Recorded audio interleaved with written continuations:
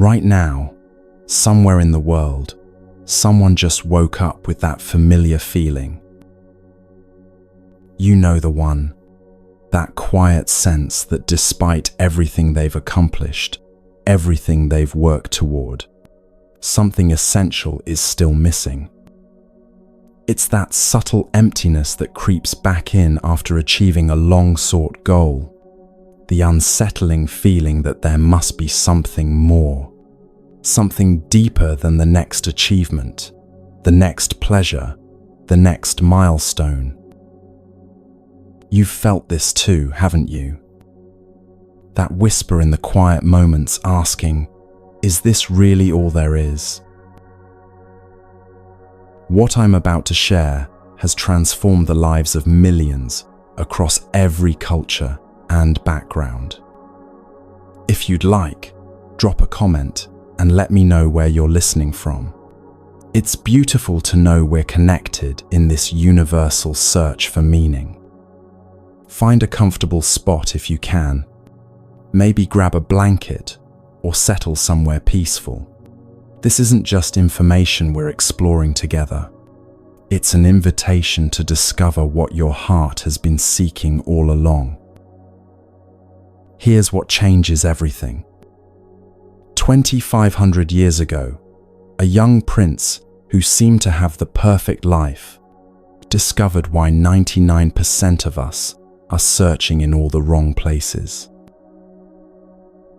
His name was Siddhartha, and he became the Buddha. And his discovery is about to change how you see the very purpose of being alive.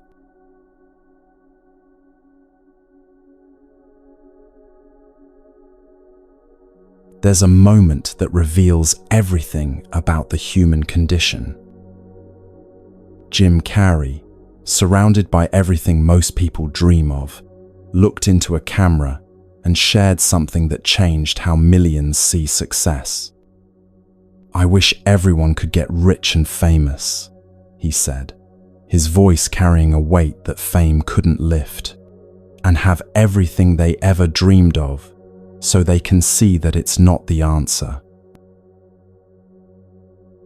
Can you feel the tenderness in those words? Here's someone who climbed the mountain that millions are scaling right now. The mountain of achievement, recognition, having it all, only to discover the view from the top wasn't what his heart was seeking. And Jim's not alone in this discovery. Isaac Newton, the genius who revealed how the universe works, spent his final days comparing himself to a boy playing on the seashore while the great ocean of truth lay all undiscovered before him. Despite changing everything we know about reality itself, something vast and essential still felt missing. There's something so achingly human about this, isn't there? Even Leonardo da Vinci, whose hands gave us the Mona Lisa, whose mind conceived flying machines centuries before they existed, whispered on his deathbed that his life's work didn't reach the quality it should have. Perfection itself couldn't quiet that inner voice. Michael Jackson, the king of pop who broke every record imaginable, once admitted quietly in an interview, "I'm never pleased with anything." Here was someone who had sold tens of millions of albums, whose music moved the world. Yet he described himself as perpetually dissatisfied, always feeling his next project needed to be better. Even when bad was topping charts worldwide, an inner restlessness gnawed at him. Now, take a gentle breath. Because if you're listening to this, you probably recognize something familiar in these stories.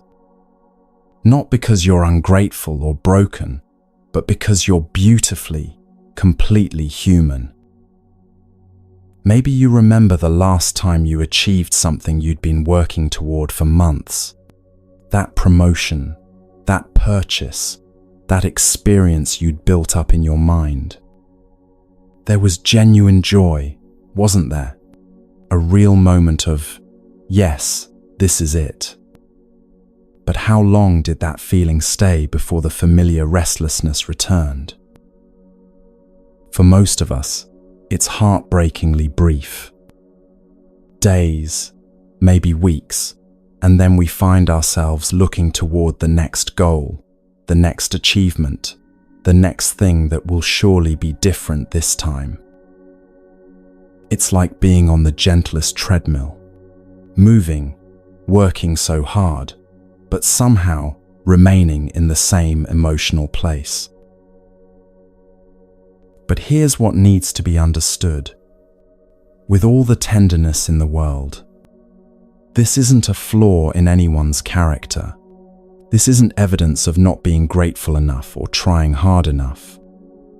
This is the most natural thing in the world, and it touches every human heart. Those people posting perfect moments on social media, they wake up at 3 a.m. with the same questions you do. The colleagues who seem to have it all figured out carry the same tender longing for something they can't quite name. We're all looking for the same thing, aren't we? That sense of being truly at peace, truly home in our own lives. But here's where this gets really interesting. And this might sound strange at first, but stay present for this. What if getting what we want was never supposed to give us what we're actually seeking?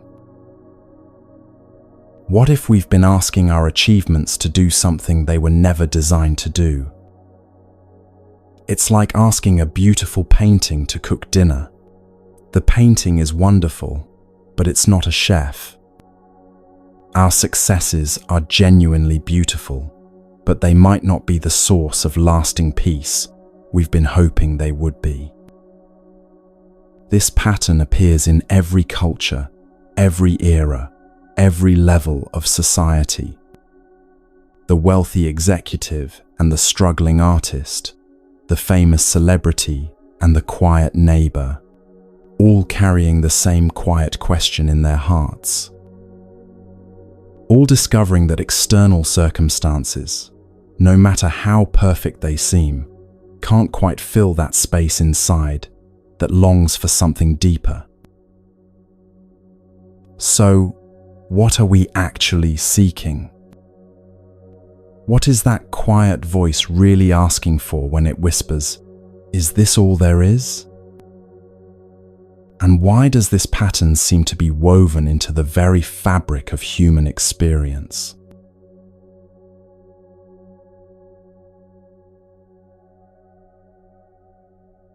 There's something so loving about the way we're raised, isn't it? From the earliest days, the world wraps us in a story filled with hope and promise. Work hard in school, follow your dreams, build the life you imagine, and happiness will naturally follow. It's such a tender story, told by parents who want the best for us, teachers who believe in our potential. Every culture seems to whisper this same gentle promise. Success will bring satisfaction, accomplishment will bring joy. The right combination of experiences and achievements will unlock that golden door to lasting fulfillment. Even our founding documents speak of the pursuit of happiness as a fundamental right. How beautiful is that? A civilization built on the idea that happiness is not just possible, but something we should actively chase. And there's genuine wisdom in this story. Goals give us direction. Achievements bring real moments of satisfaction. Building something meaningful does touch the heart.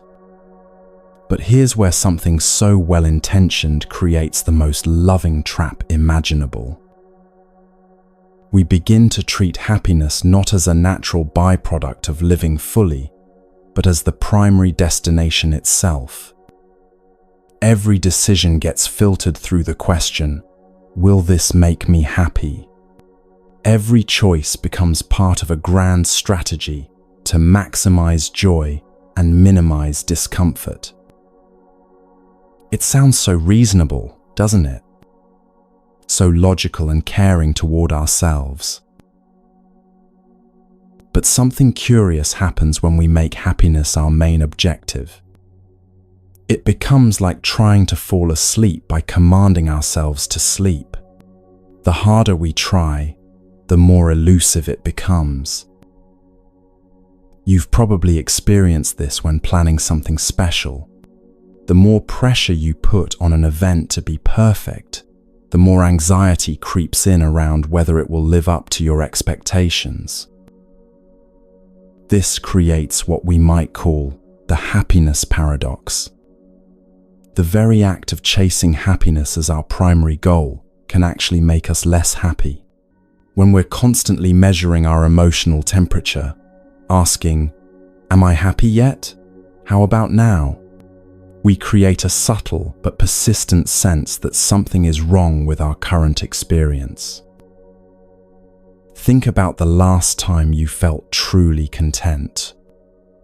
Chances are, you weren't thinking about happiness at all. Maybe you were absorbed in a conversation with someone you love, or lost in an activity that felt meaningful, or simply present with a beautiful sunset. Happiness snuck up on you when you weren't looking for it. Our well-meaning culture amplifies this trap in countless ways. Advertisements promise that the right purchase will bring satisfaction. Self-help books offer formulas for happiness. Even our casual conversations often center around what's making us happy or unhappy. We've created an entire economy built around the idea that happiness is something we can acquire, achieve, or optimize our way into. But here's what's so tender about this whole situation. Nobody set out to create a trap. Every parent wanting their child to be happy, every teacher encouraging students to follow their bliss, every friend offering advice about finding joy. All of this comes from genuine love. We've all been doing our absolute best with the most beautiful of intentions. The trap becomes visible when we notice that the happiest people we know often aren't the ones chasing happiness most intensely. They're usually the ones absorbed in something larger than themselves, caring for others, creating something meaningful, working toward a purpose that transcends their personal pleasure. Their happiness seems to flow naturally from engagement with life, not from the pursuit of happiness itself. What if we've been asking life to give us something it was never designed to provide? What if happiness, like a rainbow, is something that appears when conditions are right, but disappears the moment we try to grasp it? What if we've been so focused on the destination that we've forgotten how to simply walk the path? This doesn't mean happiness is bad or that joy doesn't matter. It means something far more liberating. It means we might be climbing a beautiful ladder with tremendous effort and sincerity, but perhaps it's leaning against a wall that can only take us so far. Long ago, a young prince found himself in this exact same beautiful trap. He had everything the wall of success could offer. And his discovery of the other wall, gentle, revolutionary, and available to each of us, changes everything, but in the softest way.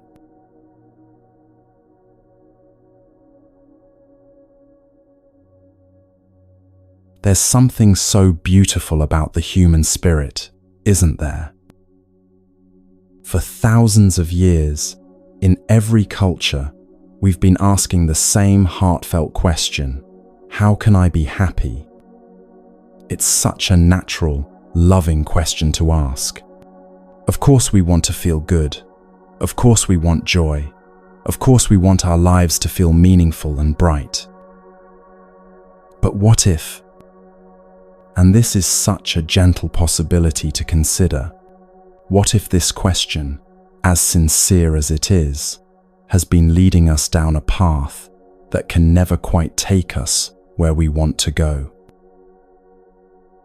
Imagine someone trying to fill a bucket with water. They pour and pour, working so diligently, getting frustrated that the bucket never seems to stay full. They try different types of water, faster pouring, bigger containers, but somehow the satisfaction never lasts. The bucket always seems to empty again. Now imagine someone else walking by and gently pointing out, "There's a hole in the bottom of your bucket." Suddenly, everything becomes clear. The problem was never the water, or the pouring technique, or the effort being made. The problem was trying to fill something that was designed to leak. This is what happens when we ask, "How can I be happier?" We're essentially trying to pour more and more experiences, achievements, and pleasures into our lives, hoping they'll create lasting fulfillment. And they do work, temporarily. Just like water briefly fills the bucket before draining out again. But here's what's so tender about this realization. The hole in our bucket isn't some terrible flaw or personal failing. It's actually something much more beautiful and profound. It's the way consciousness itself seems to work, constantly moving, constantly changing, never able to hold on to any experience permanently. Every moment of joy naturally gives way to the next moment. Every achievement, no matter how wonderful, becomes part of our history rather than our present. Every pleasure, every success, every beautiful experience flows through our awareness, like water through that gentle hole. This isn't a bug in the system. It's a feature. So what if we asked a different question entirely? Instead of, "How can I be happier?" What if we asked, "How can I be at peace with the natural flow of life?" Instead of, "How can I get more of what I want?" What if we asked, "How can I understand what's driving this constant wanting?" This isn't about giving up on joy or becoming passive about life. It's about something far more radical and freeing. It's about discovering that the peace we've been seeking through external changes might be available right here, right now, simply by changing our relationship to the experiences we're already having. Think about those moments when you felt most at peace. Often, they weren't moments of intense pleasure or major achievement. They were moments of simple presence. Watching a sunset, holding someone you love, feeling completely okay with exactly what was happening. In those moments, you weren't asking the bucket to hold water permanently. You were simply appreciating the water while it was there. This shift in questioning changes everything. Instead of constantly trying to rearrange our external circumstances to make us happy, we begin to investigate the internal conditions that create restlessness. Instead of adding more water to the bucket, we become curious about the hole itself. And here's where this becomes deeply practical. When we stop asking, "How can I be happier?" and start asking, "What is this dissatisfaction trying to teach me?" we suddenly have access to answers that actually work. not temporary fixes that need constant maintenance, but genuine shifts in understanding that change how we relate to everything. The question becomes, what is it in me that feels incomplete? Or, what if this longing is pointing towards something deeper than any external experience could provide? Or even more simply, what if I don't need to be different than I am right now to be okay? These aren't philosophical puzzles to solve with the mind. They're invitations to a different way of living, a different way of being present with whatever arises. They point toward a kind of fulfillment that doesn't depend on getting specific outcomes or maintaining particular emotional states. When we shift from asking, "How can I be happier?" to "How can I understand the nature of my own restlessness?" everything changes. Not because we find a different answer, but because we discover we've been living inside a completely different question all along. And that shift in questioning, from trying to fill the bucket to understanding the whole, opens a doorway to a peace that doesn't depend on anything being different than it is.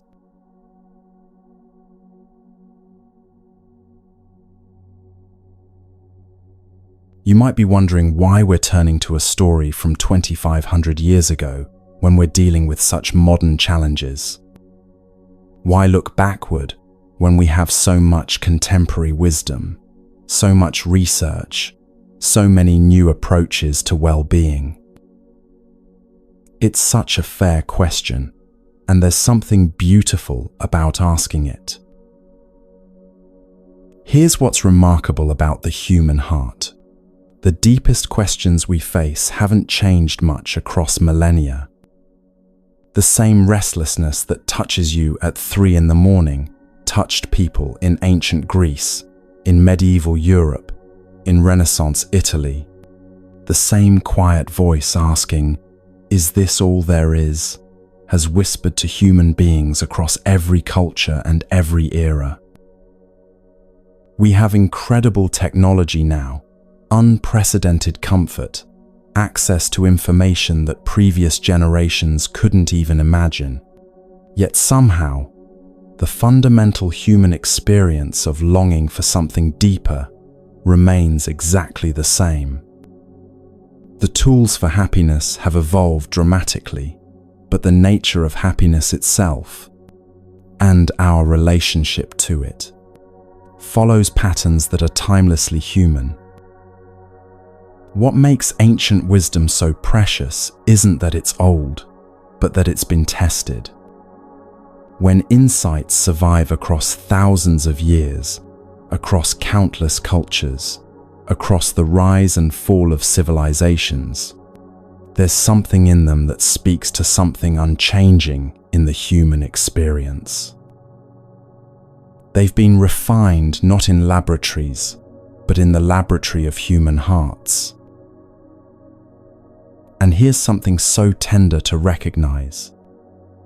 If you're listening to this right now, wherever you are in the world, whether you're walking through a busy city, sitting in a quiet room, or lying down in the peaceful darkness, you're part of an ancient lineage of seekers. People who've looked at the surface of life and sensed there must be something more. You're not broken for feeling this way. You're not ungrateful or damaged or missing some essential piece that everyone else seems to have. You're simply awake enough to notice that the conventional answers, as well-meaning as they are, don't quite satisfy the deepest part of you.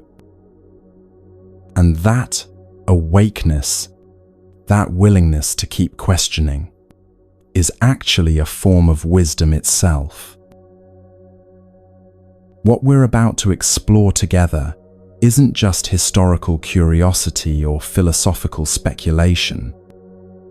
It's a living discovery that continues to transform lives today. The insight we're approaching has been verified not through research studies, but through the direct experience of millions of people who found genuine peace by walking this path. And here's what's so beautiful about what's coming. The story we're about to enter isn't about someone special or superhuman who achieved something impossible. It's about someone who faced exactly the same fundamental questions you're facing, just with the advantages of a different time and place to investigate them deeply. The revolutionary insight that emerged from his investigation wasn't mystical or otherworldly. It was simply a clear seeing of how suffering actually works, and therefore, how it can be brought to an end. It was practical wisdom disguised as spiritual awakening. Or maybe it was spiritual awakening revealed to be intensely practical. What makes this ancient discovery so relevant today is that it addresses the very mechanism we've been exploring together. The bucket with the hole, the beautiful trap of chasing happiness, the question we've been asking wrong. All of this finds its resolution in what this young seeker discovered under a tree in ancient India. But the resolution isn't what you might expect. It's not a technique to get better at filling the bucket or a strategy to make the holes smaller. It's something far more radical and, once you see it, far more obvious. It's a complete reframe of what the bucket and the hole and the water actually represent. As we step into this story together, notice how it feels to give yourself permission to be genuinely curious about life's deeper questions. Notice the relief of not having to figure everything out on your own, of knowing that others have walked this path of inquiry before you and left gentle guideposts along the way. What you're about to discover has the power to change not just how you think about happiness, but how you relate to every experience in your life. It offers a way of being that's both deeply peaceful and fully engaged with the world. A way of living that doesn't require anything external to change for you to feel fundamentally okay.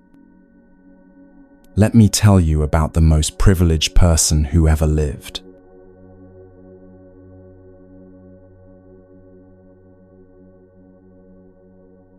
Imagine, if you can, a life where every single desire is fulfilled the moment it arises. Not someday, not after working toward it, not if you're lucky, but immediately, effortlessly, perfectly. This was the world that young Prince Siddhartha was born into in ancient Nepal. His father, King Suddhodana, had created what might be the most elaborate paradise ever constructed for a single human being. 3 palaces, one for each season, each more beautiful than the last. Gardens that bloomed eternally, with flowers from every corner of the known world. Musicians who played day and night, ensuring that every moment was accompanied by perfect harmony. The most exquisite foods were prepared by master chefs, not just from his own kingdom, but delicacies brought from distant lands by traders who crossed deserts and mountains just to serve the prince's table. Silks, softer than anything you could imagine, draped every surface. Jewels that caught and scattered light, like captured rainbows, adorned every room. But it wasn't just material luxury. Siddhartha was surrounded by the most beautiful, intelligent, accomplished people of his time. Poets who could weave words into magic, dancers whose movements seemed to defy gravity, philosophers who could discuss the deepest questions with brilliant insight. Every conversation was stimulating, every encounter was delightful, every relationship was harmonious. His father had made sure that nothing unpleasant ever entered his son's world.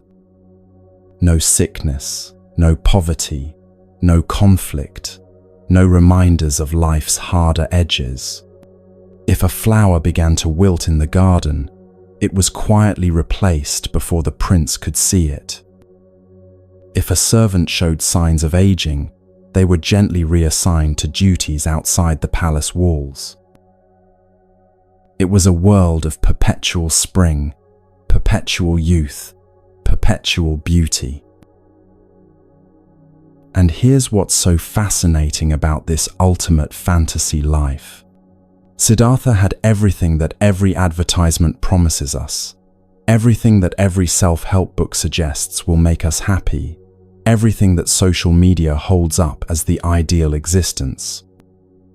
He had unlimited wealth, perfect health, constant entertainment, meaningful relationships, creative fulfillment, and absolute security. Yet something was stirring in his heart. Can you feel the strange sadness in that? Here was someone living the ultimate dream, surrounded by everything anyone could want. And still, in the quiet moments between pleasures, there was a restlessness. A sense that all this beauty, all this perfection, was somehow not quite reaching the deepest part of him. It wasn't that the pleasures weren't real. The music was genuinely beautiful. The food was truly delicious. The relationships were authentically loving.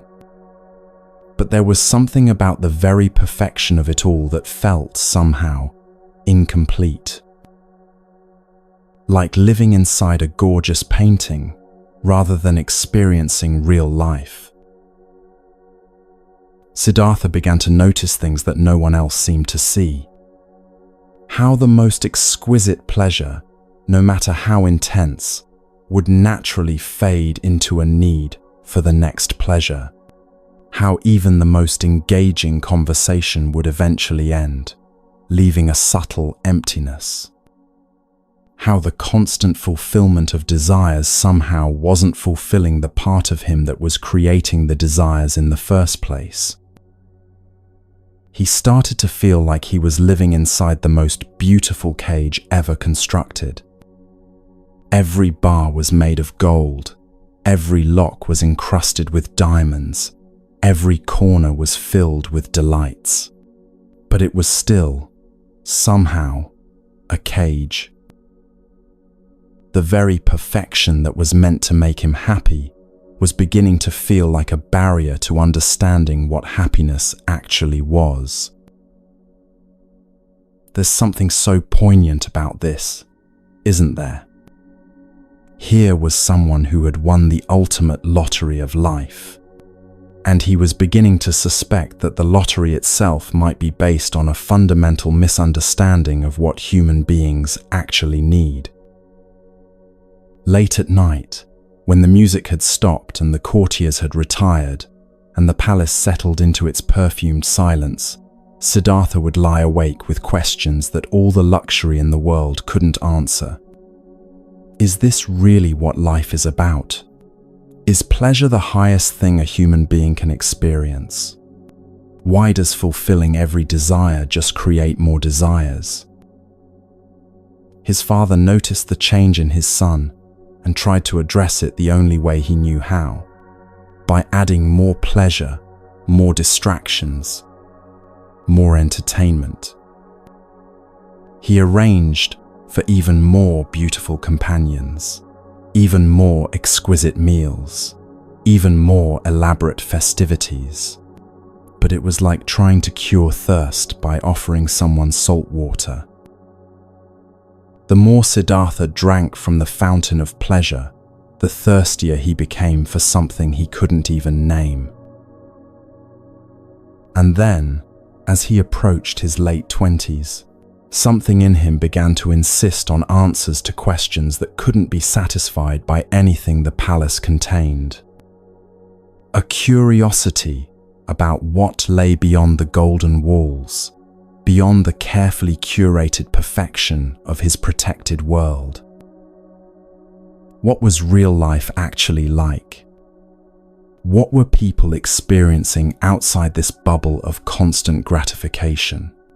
Was there something essential about the human experience that all this luxury was actually preventing him from understanding? But 4 things changed everything. 4 encounters that would shatter the beautiful illusion of the palace forever and set in motion a discovery that would transform not just one man's understanding, but offer a path of freedom that continues to change lives 2,500 years later.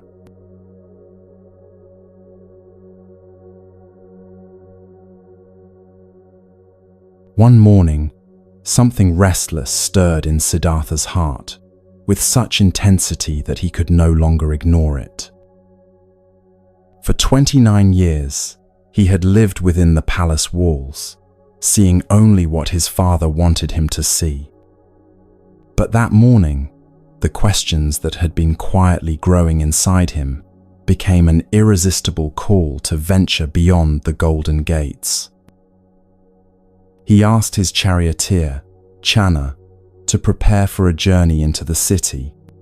His father had forbidden such trips, but something deeper than filial duty was driving the prince now.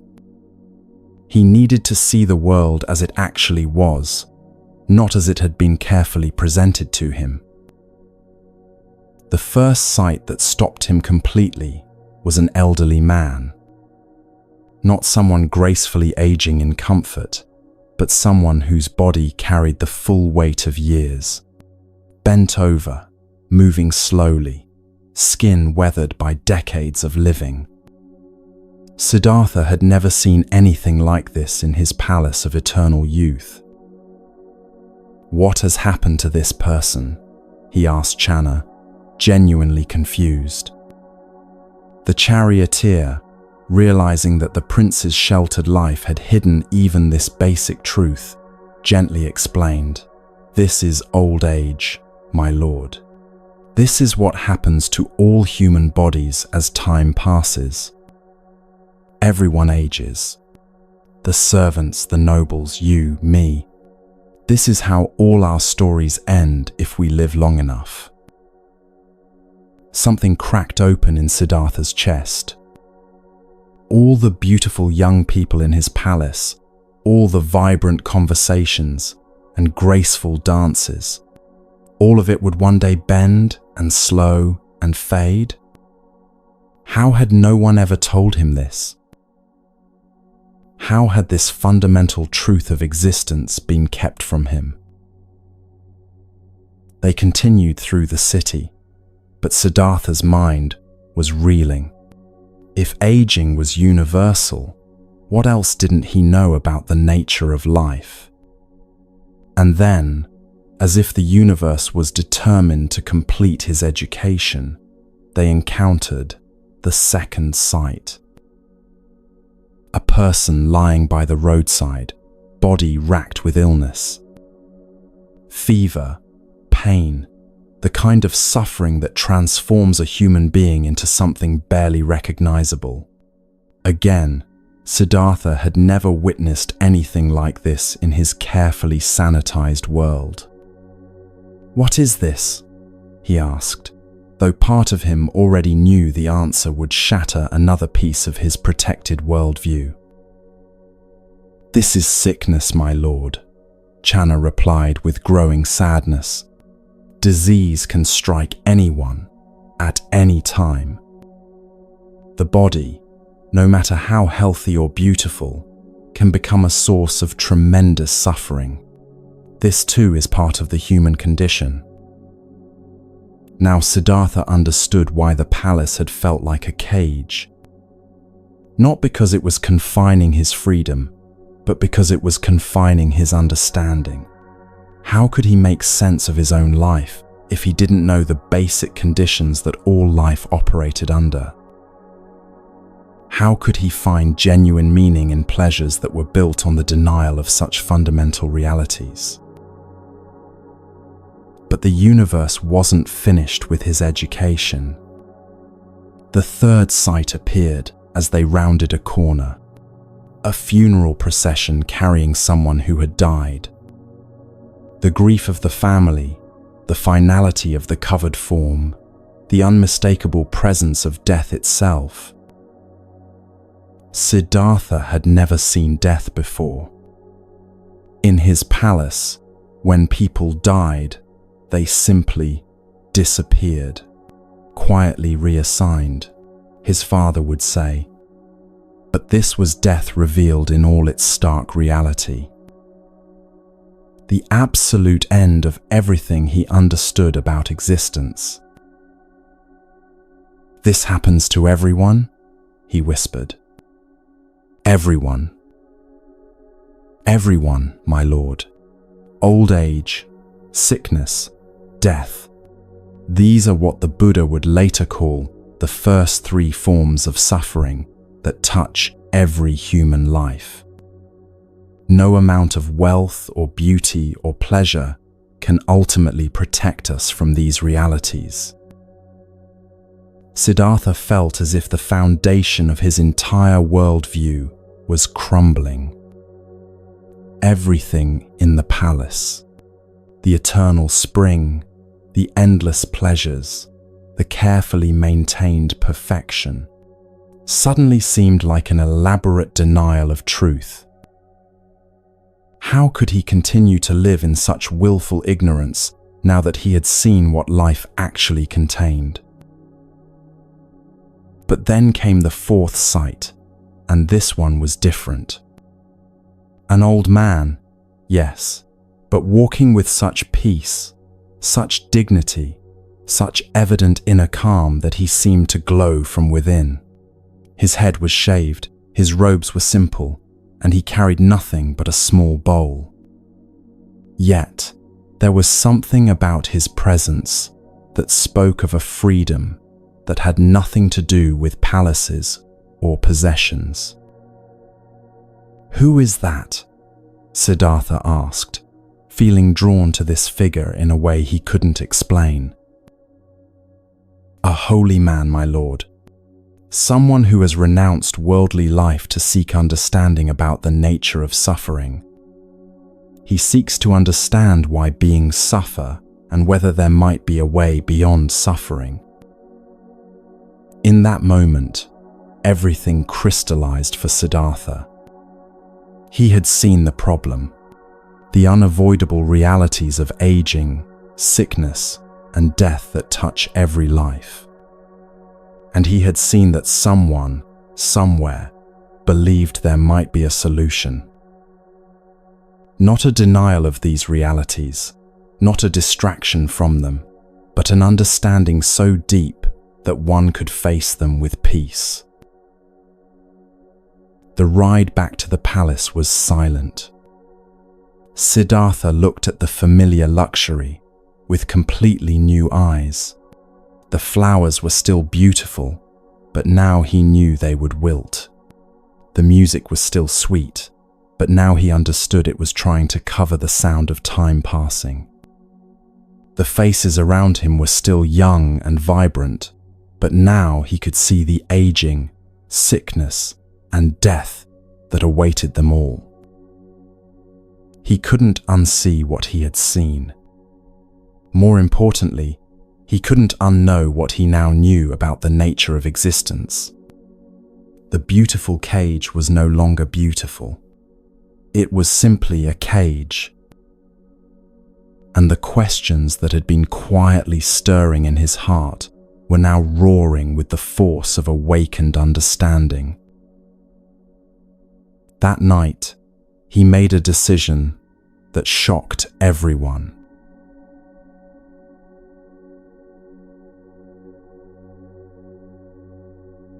In the depths of that transformative night, while the palace slept in its perfumed silence, Siddhartha lay awake, staring at the ceiling he had known since childhood.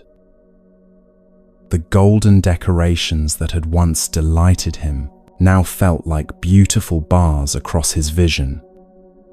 Every luxury around him seemed to whisper the same question: how can you enjoy this when you know what awaits every human being? The weight of what he had witnessed that day pressed against his chest. Aging, sickness, death. These weren't distant possibilities or abstract concepts anymore. They were the hidden foundation underneath every moment of palace life. Every laugh, every feast, every pleasure was taking place on top of these inevitable realities. But it was the image of the peaceful monk that kept returning to him. That sense of inner freedom, that quality of being completely at ease with existence as it actually is. If such peace was possible in the face of life's harsh realities, then perhaps there was something to understand that went beyond either denial or despair. Near midnight, something crystallized in Siddhartha's heart with absolute clarity. He could not continue living in willful ignorance, no matter how beautiful that ignorance might be. He could not pretend that pleasure and comfort were adequate responses to the profound questions that life itself was asking. If there was a way to understand suffering deeply enough to transcend it, he had to find that way. Moving with the quiet determination of someone whose mind is completely made up, he rose from his bed. He looked once more at his sleeping wife and infant son, his heart breaking with love and the pain of what he was about to do. This wasn't a rejection of them, but a quest that might ultimately serve them and all beings. How could he be a true husband and father if he didn't understand the most basic questions of existence? He shed his royal robes, those silk garments that had marked his privilege since birth. He removed his jeweled crown, the symbol of the power and responsibility he was renouncing. In their place, he put on the simple cloth of a wandering seeker. With nothing but determination and an unshakable commitment to finding answers, he walked out of the palace gates forever. The contrast was stark and immediate. From the most comfortable life imaginable to the uncertainty of seeking truth without any guarantee of finding it. From being served by hundreds to serving only the deepest calling of his heart. From having every desire fulfilled to embracing the complete unknown. But there was something liberating in this radical simplicity. For the first time in his life, Siddhartha was free to investigate existence without the buffer of luxury, without the distraction of pleasure, without the comfortable lies that wealth could purchase. He was finally face to face with life as it actually is. He sought out every spiritual teacher he could find. Masters of meditation who could enter states of consciousness so refined they seemed to touch the divine. Philosophers who had spent lifetimes contemplating the nature of reality. Ascetics who believed that punishing the body would liberate the spirit. For 6 years, he threw himself into every practice with complete dedication. He learned to meditate so deeply that he could remain motionless for hours, his consciousness absorbed in states of bliss and clarity. He studied with the most renowned teachers of his time, mastering their methods with remarkable speed. He practiced extreme austerities, reducing his food intake until his body became skeletal, believing that suffering in the body might free the mind. But gradually, a troubling pattern emerged. Every method, no matter how profound, seemed to lead to temporary states rather than permanent understanding. The blissful meditations would end, leaving him with the same fundamental questions. The philosophical insights, while beautiful, didn't touch the core of what he was seeking to understand. The extreme asceticism weakened his body without strengthening his wisdom. He began to realize that neither the extreme indulgence of his palace life nor the extreme denial of ascetic practice was leading him toward the truth he sought. Both were forms of running away from the actual experience of being human. One ran toward pleasure, the other ran from it, but neither was willing to sit still and investigate what was actually happening in the heart of human experience. Near the end of his 6th year of searching, exhausted by methods that promised everything but delivered only temporary relief, Siddhartha found himself by a river. He was so weakened by years of extreme practices that he could barely stand. And in that moment of complete physical and spiritual exhaustion, something shifted. He realized he needed to find a completely different approach. He accepted food from a kind woman who offered it, nourishing his body back to health. He bathed in the river, washing away the dust and grime of years of seeking. And with his strength returning, he made his way to a large tree where he sat down with the deepest intention he had ever held. For 6 years, he had searched everywhere outside himself for the answer to suffering. Now, he would sit under this tree and look directly into the nature of his own mind until he either found the truth he was seeking or died in the attempt. For 6 years, he searched. Then came the night that changed humanity.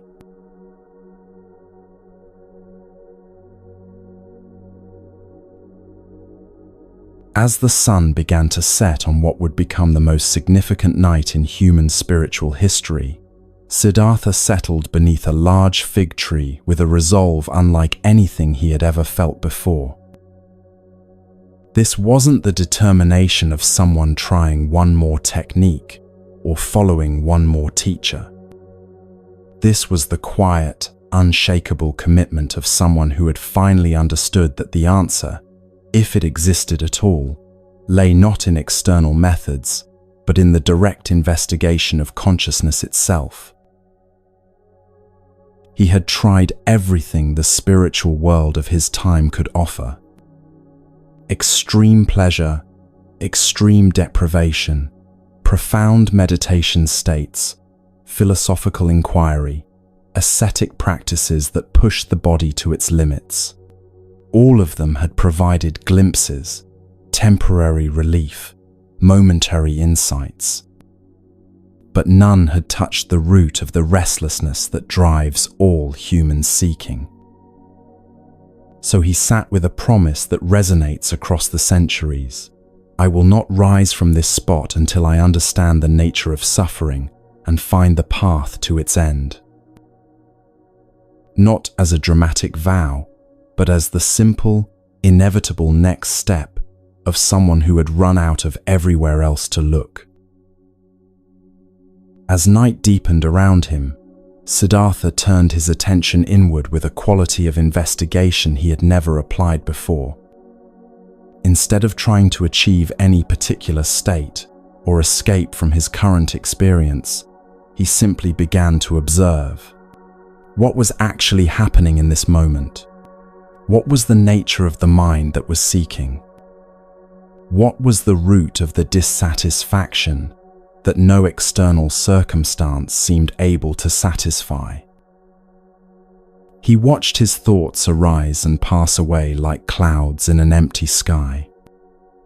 He observed desires emerging, demanding attention, then dissolving when not fed by engagement. He noticed how the mind constantly created stories about past and future, rarely resting in the simple reality of what was actually present. But more than observing, he began to see through the assumption that happiness comes from getting what we want, through the belief that suffering is something that happens to us, rather than something we add to what happens to us, through the illusion that there's a solid self that experiences all of this, rather than simply experiencing flowing through awareness itself. As the hours passed, layers of misunderstanding that had shaped not just his own life, but all human life, began to fall away. The mechanism of suffering became as clear as daylight. The way craving creates dissatisfaction, the way attachment to impermanent things guarantees disappointment, the way the constant seeking for something better prevents appreciation of what already is. And then, as dawn broke over the horizon, something extraordinary occurred. Not a mystical experience or supernatural event, but the simplest and most profound recognition possible. The cessation of the seeking itself.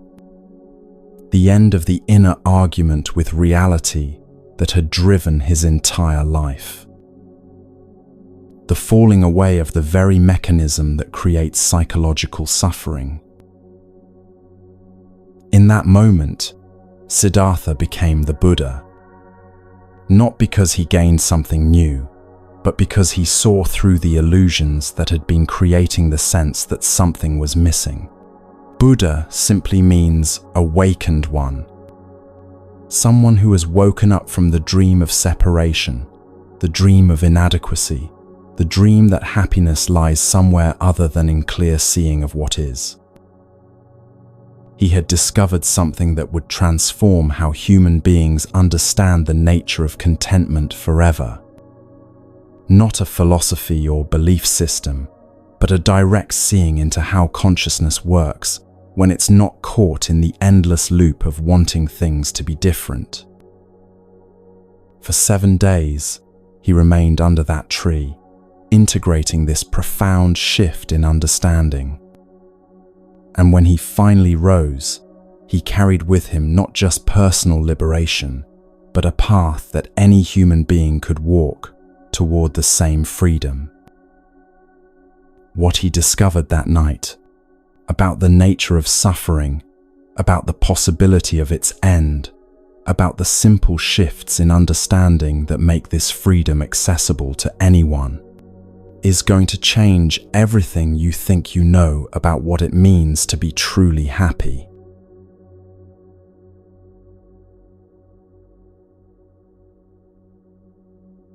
What the Buddha saw that night wasn't pessimistic or depressing. It was simply honest about the human condition. His first insight acknowledged something we all know in our hearts, but often try to avoid. Life contains suffering. But this isn't the kind of dramatic suffering we see in movies. Yes, it includes the obvious forms: illness, aging, death, losing people we love, not getting things we desperately want. But it also includes something much more subtle and pervasive. Even our happiest moments carry a kind of gentle ache. The sunset is beautiful, but it's setting. The vacation is wonderful, but it will end. The relationship brings joy, but nothing stays exactly the same forever. There's a bittersweet quality to even our most precious experiences, because we know they're impermanent. This is what the Buddha called dukkha, often translated as suffering, but perhaps better understood as a fundamental unsatisfactoriness that touches all conditioned existence. It's like trying to get comfortable on a chair that's slightly too hard or too soft. You can adjust your position, add cushions, change chairs entirely, but there's always something just a little bit off. The Buddha wasn't asking us to become pessimistic about life. He was inviting us to become realistic about it, to stop pretending that if we just arrange our circumstances correctly, we'll finally achieve lasting satisfaction.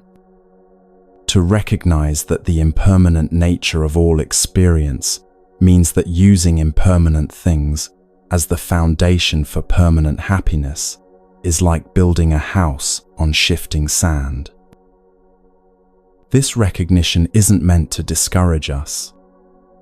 It's meant to free us from the exhausting project of trying to make an inherently unstable situation stable.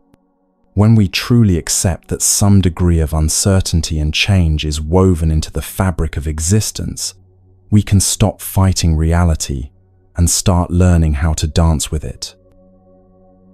This insight is like a doctor's diagnosis. Before we can treat any condition, we need to accurately understand what we're dealing with. The Buddha was simply pointing out that the human condition includes unavoidable encounters with impermanence, uncertainty, and loss. Once we stop trying to deny this reality, we can begin to respond to it with wisdom rather than futile resistance. But here's where the Buddha's insight becomes truly revolutionary.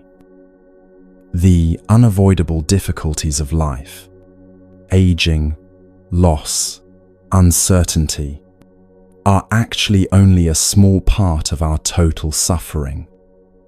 Most of our anguish comes not from what happens to us, but from how we relate to what happens to us. His second realization revealed that we create layers of additional suffering through what he called tanha, literally thirst or craving. This isn't just wanting things. This is the compulsive, desperate quality of wanting that makes us feel like our well-being depends on getting or avoiding specific experiences. There are 3 types of this thirst. First, craving for sensual pleasures. The belief that the right combination of pleasant experiences will finally satisfy us. Second, craving for existence or becoming. The drive to be someone special, to achieve, to matter, to become more than we currently are. Third, craving for non-existence. The desire to escape, to not feel what we're feeling, to annihilate whatever is causing us discomfort. Notice how exhausting this is. We're constantly in motion, grasping toward what we want, pushing away what we don't want, trying to become something different than what we are. It's like being caught in an internal storm that never stops. But here's the tender part. None of this craving is bad or wrong. It's the most natural response to feeling incomplete or unsafe. We reach for pleasure because it temporarily soothes our discomfort. We strive to become more because we hope it will finally make us feel worthy. We try to escape because what we're experiencing feels unbearable. The problem isn't that we have these responses. The problem is that they don't actually solve the underlying issue. They're like taking a painkiller for a broken bone. They provide temporary relief, but they don't address the root cause. In fact, they often make the situation worse by reinforcing the belief that our peace depends on external circumstances being just right. This understanding isn't asking us to stop wanting things or stop caring about outcomes. It's revealing that when wanting becomes desperate need, when preferences become demands, when hopes become attachment, that's when we create suffering on top of whatever difficulty we're already facing. And now comes the Buddha's great gift of hope. His third insight announces that the suffering we create through craving and attachment is not permanent, not inevitable, and not intrinsic to human nature. It can end completely. This isn't about becoming emotionally numb or detached from life. It's about discovering a way of engaging with experience that doesn't create the internal friction we've been mistaking for normal. Imagine what it would feel like to want things without the desperate edge, to care deeply without the anxiety, to love fully without the fear of loss dominating the love itself. The Buddha called this state nirvana, literally meaning extinguishing or cooling. What gets extinguished isn't life or feeling or engagement. What cools down are the fires of greed, hatred, and delusion that keep us trapped in cycles of dissatisfaction. This isn't a distant goal reserved for special people. It's the natural result of clearly seeing how suffering is created and then simply not creating it that way anymore. Like learning that you've been accidentally touching a hot stove and then simply moving your hand away. The relief isn't something you have to achieve. It's what naturally happens when you stop doing what was causing the problem. People who have touched this freedom describe it as an unshakable peace that doesn't depend on circumstances. A contentment that isn't disturbed by getting or not getting what they want. A love that isn't diminished by the possibility of loss. An engagement with life that's fully present but not desperately attached. This isn't a feeling that comes and goes. It's more like discovering that the sky of your consciousness was always peaceful. You had just been so focused on the weather passing through it that you forgot the sky itself was unchanged by every storm. This understanding promises that such discovery is available to every human being, not through gaining something new, but through releasing what was never serving us in the first place. And this brings us to his fourth and most practical insight. The Buddha didn't just point out the problem and the possibility of its solution. He mapped out a specific, walkable path that anyone can follow toward this freedom. This is the Noble Eightfold Path. 8 interconnected ways of living that gradually purify the heart and clarify the mind. It's not a linear sequence you follow step by step, but more like 8 spokes of a wheel that all support each other in moving you forward. The path addresses every aspect of human life. How you see and understand reality, what motivates your choices, how you speak to others, how you act in the world, how you make a living, how you direct your mental energy, how you pay attention to your experience, how you cultivate inner stillness. What's beautiful about this path is that it's completely practical. You don't need to believe anything or join anything or change your life dramatically to begin walking it. You can start exactly where you are, with whatever circumstances you're currently facing. Each element of the path can be practiced in the context of ordinary life, work, relationships, daily challenges, quiet moments, alone. The Buddha called this the middle way because it avoids extremes. Not the extreme indulgence that tries to solve problems through pleasure, and not the extreme denial that tries to solve them through deprivation. Instead, it's a balanced approach that addresses the root causes of suffering with wisdom, compassion, and steady practice. This isn't about becoming perfect or achieving some superhuman state. It's about gradually training the heart and mind in ways that naturally reduce the creation of unnecessary suffering. Like learning any skill, it takes practice and patience. But unlike other skills, every step along this path brings immediate benefits. More peace, more clarity, more genuine contentment with life as it is. But here's where it gets really practical. These 8 aspects of the path aren't abstract principles to think about. They're specific ways of engaging with every moment of your daily life that transform ordinary experience into opportunities for awakening.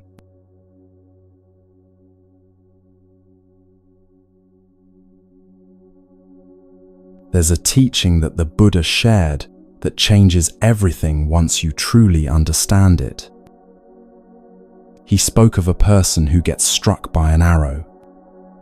The first arrow causes immediate, unavoidable pain. This represents the inevitable difficulties of life, the things that happen to us that we can't control. But then, he said, most people immediately strike themselves with a second arrow. This second arrow is our reaction to the first arrow. The story we tell ourselves about what the pain means, the way we resist what's happening, our desperate search for something to make it go away. And here's what's so profound. The second arrow often causes far more suffering than the first one ever could. But there's something even more subtle happening that the Buddha noticed. When we're struck by that first arrow, when we feel lonely, bored, anxious, restless, or any kind of discomfort, our immediate instinct is to reach for something pleasant, to soothe it. Not because we particularly want that pleasant thing, but because we desperately want to stop feeling the unpleasant thing. He described this beautifully. The ordinary person, when touched with a feeling of pain, delights in sensual pleasure. Why is that? Because the ordinary person does not discern any escape from painful feeling aside from sensual pleasure. In other words, when we're uncomfortable, the only solution we know is to find something that feels good. But here's where it gets fascinating. The Buddha used a metaphor that, once you really see it, changes how you understand most of human behavior. He compared this to having an itch and scratching it. Think about this for a moment. Having an itch is unpleasant. Scratching, it feels momentarily pleasant. But the pleasure of scratching isn't actually pleasure in any pure sense. It's simply the brief relief of irritation. If there were no itch, vigorously scraping your skin wouldn't feel good at all. It might even hurt. The pleasure exists only in relationship to the prior discomfort. Remove the itch, and the scratching becomes meaningless, even unpleasant. Now, here's where this becomes revolutionary. What if most of what we call happiness in our lives is actually just scratching? What if we've been mistaking the relief of discomfort for genuine joy? Look at something as simple as checking your phone when you're bored. The boredom is the itch, that restless, slightly uncomfortable feeling of not being stimulated. Reaching for the phone and scrolling through social media is the scratch. It feels pleasant, but only because it temporarily relieves the underlying restlessness. But notice what happens. The relief doesn't last. Soon you're putting the phone down, and if the boredom was the only reason you picked it up, the boredom returns. So you reach for the phone again, Itch, scratch, temporary relief. Itch returns, scratch again. Or consider comfort eating when you're feeling emotional. The sadness or stress or loneliness is the itch. The food is the scratch. For a few moments while you're eating something delicious, the emotional discomfort recedes.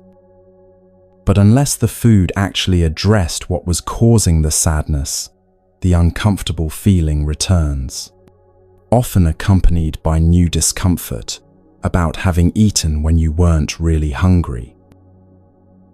Shopping, when you're feeling empty or insecure, follows the same pattern. The emptiness is the itch, the purchase is the scratch. There's genuine pleasure in buying something new, especially something you've wanted. But if you're honest, how long does that satisfaction typically last before you're looking for the next thing to buy? The Buddha told a story that illustrates this perfectly. Imagine you haven't eaten all day and you're genuinely hungry. You sit down to eat a delicious meal, let's say pizza, and oh, that first bite is incredible. The relief from hunger, the satisfaction of taste, the pleasure of finally giving your body what it needs. But what happens if you keep eating? The second slice is still good, maybe the third.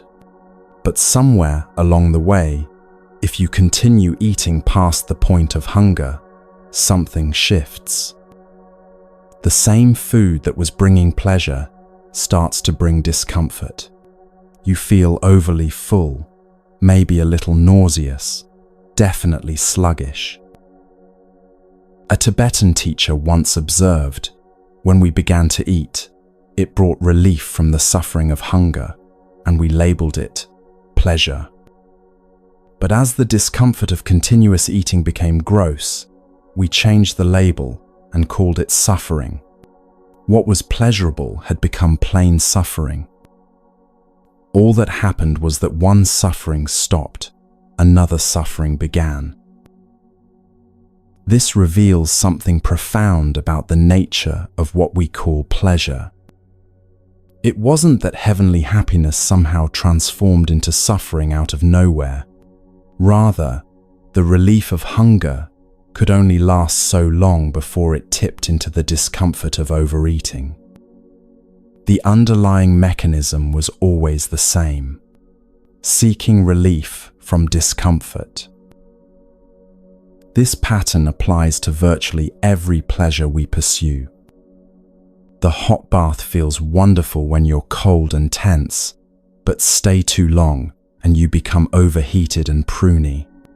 The massage feels amazing when your muscles are tight, but continue indefinitely, and it becomes irritating. The vacation is delightful when you're burned out from work, but extend it indefinitely, and you start to feel restless and purposeless. None of this means pleasure is bad, or that we should avoid enjoyable experiences. It simply means that pleasure cannot stand on its own as lasting fulfillment.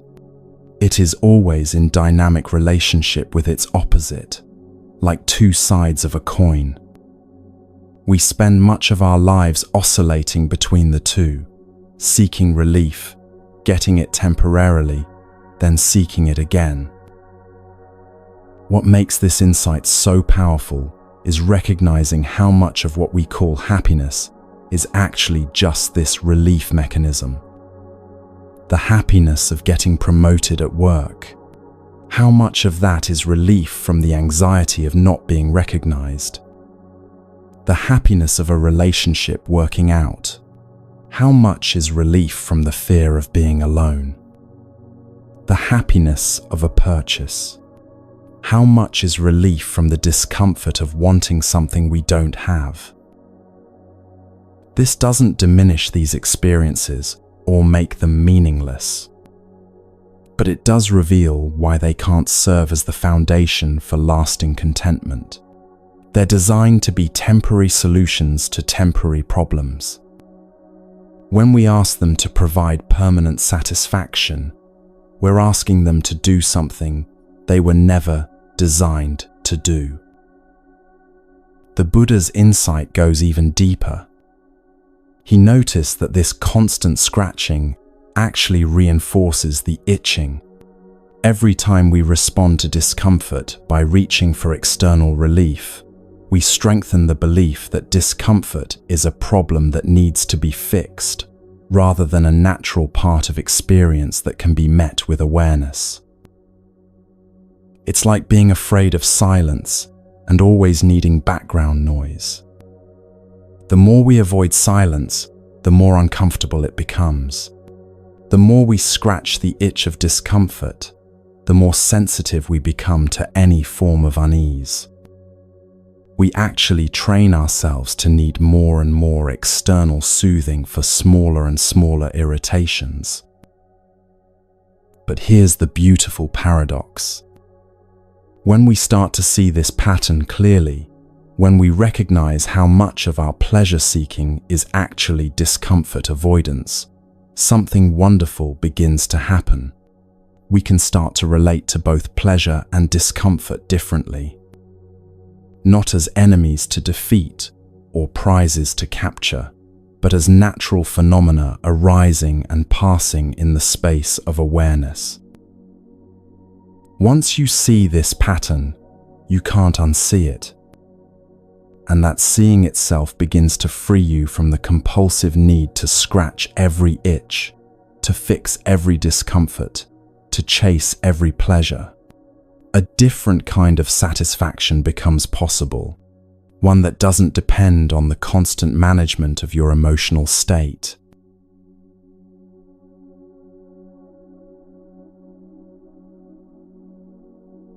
There's something so beautiful about finally understanding why all our efforts to be happy have felt like chasing something that stays just out of reach.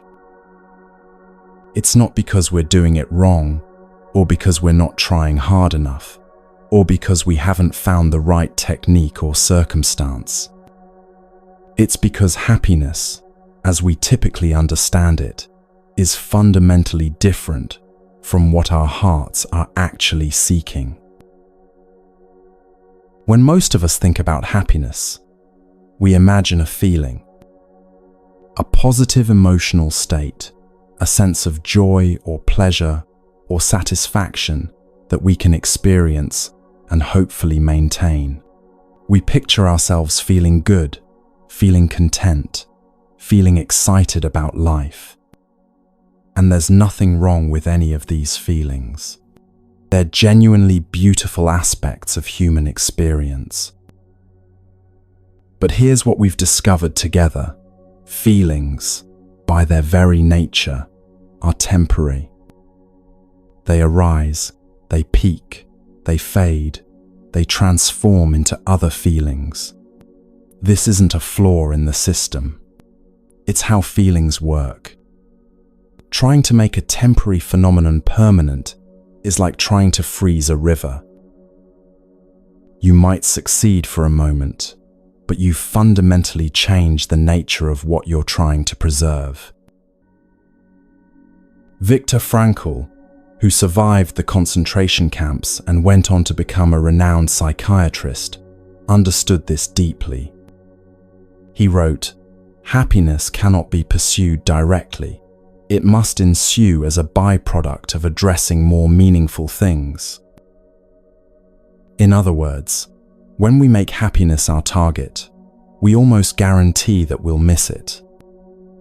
But when we aim for something deeper, meaning, service, understanding, happiness often appears naturally as a side effect. This points to something the Buddha understood with remarkable clarity. What we're actually seeking isn't a particular feeling that we can capture and keep. What we're seeking is freedom from the constant inner weather that makes us feel like we need to capture and keep feelings in the first place. Think of it this way. Your consciousness is like the sky, vast and open, and essentially unchanging. Emotions, thoughts, sensations, experiences. These are like weather patterns moving through that sky. Sometimes the weather is stormy, sometimes it's clear, sometimes it's cloudy, sometimes it's brilliantly sunny. Now, imagine if the sky was constantly worried about what kind of weather was passing through it. If it was desperately trying to hold on to the sunny days and push away the storms. If it was always trying to change itself to make the weather different. The sky would be exhausted, wouldn't it? And ultimately unsuccessful, because weather is what weather does. It moves, it changes, it flows through. But the sky doesn't do this. The sky remains spacious and open, allowing all weather to pass through without being disturbed by any of it. Rain doesn't make the sky wet. Wind doesn't make the sky move. Clouds don't make the sky cloudy. The sky holds all of it with the same vast, peaceful presence. This is what the Buddha discovered that night under the Bodhi tree. Not a way to control the weather of experience, but a way to recognize the sky-like nature of awareness itself. A way to find peace not by getting the right emotions, but by resting in the spaciousness that can hold any emotion without being overwhelmed by it. This is what he called freedom. Not freedom from having difficult experiences. That's impossible as long as we're human. But freedom from the suffering we add to difficult experiences by fighting them, resisting them, or trying to make them different than they are. And freedom from the suffering we add to pleasant experiences by desperately trying to make them last longer than they naturally do. Freedom from the constant inner commentary that judges every moment as good or bad, wanted or unwanted, right or wrong. This kind of freedom is remarkably stable. Unlike happiness, which depends on circumstances aligning in particular ways, freedom is available regardless of what's happening. You can access this sky-like awareness whether you're going through the best day of your life or the most challenging. It doesn't require anything external to be different than it is. People who have touched this freedom describe it in ways that sound almost paradoxical. They talk about being more fully alive to both joy and sorrow, more present with both pleasure and pain. They describe a kind of contentment that isn't disturbed by not getting what they want, and a love that isn't diminished by the possibility of loss. This isn't emotional numbness or detachment from life. If anything, it's the opposite. When you're not constantly managing your emotional state, when you're not always trying to push away discomfort and grasp after pleasure, you have so much more energy available for actually living. For being present with what's here, for responding wisely to what's needed, for loving without the fear of loss dominating the love itself. What's remarkable is how this shifts your relationship to happiness itself. When you're no longer desperately chasing it, happiness becomes more free to arise naturally. When you're no longer afraid of losing it, you can actually enjoy it while it's here. When you know your well-being doesn't depend on maintaining any particular emotional state, every pleasant moment becomes a gift rather than something you need to cling to. This freedom isn't a distant goal or mystical achievement. It's what naturally emerges when we understand how suffering is actually created and simply stop creating it in those ways. like learning that you've been accidentally leaning against a hot stove and then simply stepping away. The relief isn't something you have to achieve. It's what happens when you stop doing what was causing the problem. But how do we actually make this shift? How do we move from the exhausting pursuit of happiness to the sustainable cultivation of freedom? How do we learn to rest in the sky of awareness rather than being tossed around by every change in the weather? The Buddha gave us a roadmap. 8 gentle steps that anyone can walk, regardless of their circumstances or background. 8 interconnected ways of living that naturally cultivate this sky-like freedom in the midst of ordinary life.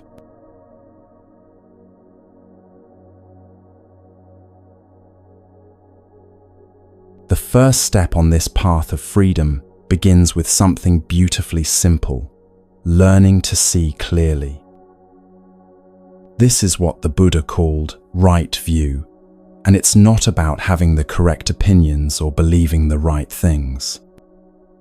It's about developing the capacity to see life as it actually is, rather than through the lens of our hopes, fears, and assumptions. Right view starts with recognizing the 3 characteristics that mark all of existence. First, impermanence. Everything changes. Nothing stays exactly the same forever. This isn't a philosophical concept to understand intellectually, but a lived reality to notice moment by moment. Your thoughts are changing. Your emotions are flowing. Your body is constantly in subtle motion. Even your sense of self shifts throughout the day. But recognizing impermanence goes deeper than just noticing that things change. It's about understanding how our resistance to this fundamental truth creates so much of our suffering. We know, intellectually, that nothing lasts forever, yet we live as if our current job, relationship, or living situation should remain exactly as it is. When change inevitably comes, we suffer not just from the change itself, but from our expectation that it shouldn't be happening. Right view helps us see this pattern clearly. When you're stuck in traffic, instead of fighting the reality of the situation, you can recognize this is impermanent. This traffic jam is not a permanent feature of the universe. My frustration with it is also impermanent. What would it be like to simply be present with this changing situation without adding the story that it shouldn't be this way? The second characteristic is dukkha, that subtle unsatisfactoriness we've been exploring together. Right view helps us see how this isn't a personal failing or a sign that something is wrong with us. It's simply how conditional existence works. When we try to find permanent satisfaction in impermanent experiences, some degree of dissatisfaction is inevitable. This understanding is actually liberating because it stops us from taking our restlessness so personally or thinking we need to fix ourselves to feel complete. The third characteristic is often the most challenging to understand: anatta, or not self. This doesn't mean you don't exist or that your personal experience doesn't matter. It means that the solid, unchanging self we assume we are, separate from everything else, controlling our thoughts and experiences, is actually a construction rather than a reality. In daily life, you can explore this gently. When a thought arises, where did it come from? When you feel angry, where exactly is the anger located? When you're having a conversation, who is really listening? Right view invites a curious, gentle investigation into the nature of selfhood without requiring you to believe anything in particular. Right view also encompasses understanding karma, not as some cosmic reward and punishment system, but as the simple recognition that actions have consequences. When you speak harshly, it affects both the person receiving those words and your own inner state. When you act with kindness, it creates ripples of well-being that extend beyond what you can see. Right view helps you see these connections clearly, making wise choices more natural and obvious. Cultivating right view is like cleaning the lens through which you see the world. Gradually, you begin to see the difference between what's actually happening and the stories you tell yourself about what's happening. This creates space for wisdom to emerge, space for responses that serve your deeper well-being rather than just your immediate impulses. But seeing clearly is only the beginning. The next aspect of the path addresses what drives our choices and actions. This is right intention, the compass of the heart. Right intention isn't about having pure motives every moment. That would be impossible for most of us. It's about gradually aligning our deepest intentions with what actually serves freedom and well-being. The Buddha spoke of 3 specific intentions that support this path: the intention of renunciation, the intention of goodwill, and the intention of harmlessness. The intention of renunciation sounds austere, but it's actually deeply liberating. It's the willingness to let go of what doesn't serve us, even when it's pleasant or familiar. This might mean releasing the compulsive need to check your phone every few minutes, or letting go of the habit of complaining about things you can't change. It's choosing freedom over the comfortable prison of old patterns. Renunciation doesn't mean depriving yourself of joy or becoming ascetic. It means becoming conscious about what truly nourishes you versus what merely provides temporary escape or distraction. Sometimes renunciation looks like saying no to the 3rd glass of wine because you notice it makes you feel heavy and disconnected. Sometimes it's choosing to have a difficult conversation rather than avoiding it through busyness or entertainment. The intention of goodwill is the sincere wish for the well-being of all beings, including yourself. This doesn't mean being artificially positive or pretending to love everyone equally. It means cultivating a basic friendliness toward life, a willingness to wish others well, even when they're difficult, and a commitment to acting from kindness whenever possible. Developing goodwill often starts with yourself. Notice how you speak to yourself internally throughout the day. Are your thoughts encouraging and supportive, or critical and harsh?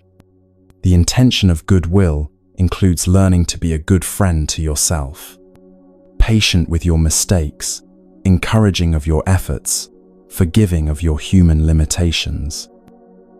This self-compassion then naturally extends to others. Practicing goodwill doesn't mean being naive about harmful behavior or failing to set appropriate boundaries.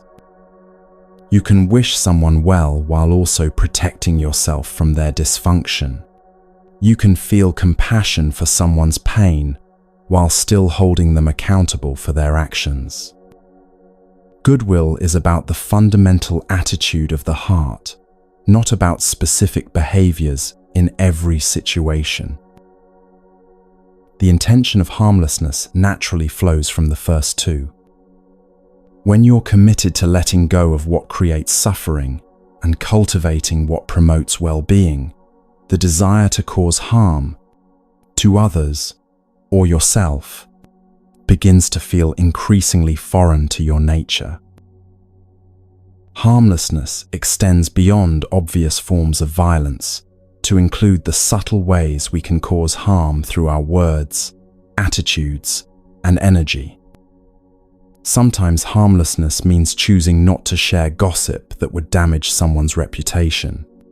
Sometimes it means recognizing when your own emotional state is agitated and taking time to settle before engaging with others. Sometimes it's as simple as driving more patiently or walking more gently on the earth. In practice, right intention might look like pausing before you speak to ask yourself, what do I really want to accomplish with these words? Or setting an intention at the beginning of each day to respond to difficulties with patience rather than reactivity. It's the ongoing practice of aligning your choices with your deepest values rather than your momentary impulses. These intentions naturally express themselves through how we communicate with others. Right speech is the practice of using words in ways that heal rather than harm, that connect rather than divide, that serve truth rather than ego. The Buddha was specific about what constitutes right speech. It means abstaining from lying, from speech that creates division between people, from harsh or abusive language, and from frivolous talk that serves no beneficial purpose. But more than just avoiding harmful speech, right speech is about actively using words to promote understanding, harmony, and well-being. Let's explore each of these more deeply.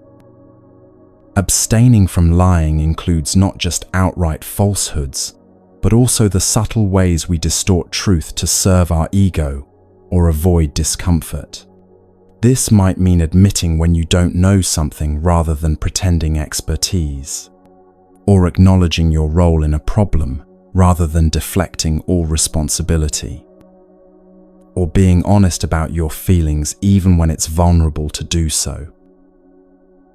Avoiding divisive speech means not saying things that create unnecessary conflict or separation between people. This doesn't mean never disagreeing with anyone or avoiding all controversial topics. It means speaking about differences in ways that promote understanding rather than entrenchment. It means not gossiping in ways that damage relationships or create factions and alliances based on shared judgments of others. Refraining from harsh speech includes obvious things like not yelling, insulting, or verbally attacking others. But it also includes the subtle harshness of sarcasm used as a weapon, the cruelty of withholding words of appreciation when they're deserved, or the violence of speaking to someone as if they're not fully human. Right speech cultivates a basic respect for the dignity of every person you encounter. Avoiding frivolous talk doesn't mean never being playful or light-hearted. It means being conscious about when conversation serves connection and understanding versus when it's just filling space or avoiding intimacy. Sometimes, silence is more supportive than speech. Sometimes deep listening is more valuable than clever responses. Right speech includes knowing when to speak and when to remain quiet. In our digital age, right speech extends far beyond face-to-face conversations. Every text message, email, social media post, and online comment becomes an opportunity to practice. Before hitting send, you might ask yourself, is this true? Is it helpful? Is it kind? These three questions can transform not just your communication, but your relationships and your inner sense of integrity. Right speech also includes the quality of listening. Speaking wisely becomes much easier when you're truly hearing what others are trying to communicate. When you listen not just to formulate your response, but to understand what's being shared, your words naturally become more appropriate and effective. Deep listening is itself a form of generosity, a gift you give to others that often matters more than any advice or solution you might offer. Perhaps most importantly, right speech includes how you speak to yourself. The internal commentary that runs through your mind all day. Is it kind? Is it true? Is it helpful?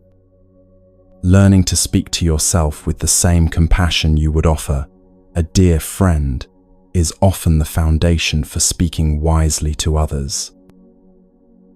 Right speech creates a foundation of trust and safety that allows deeper aspects of the path to flourish.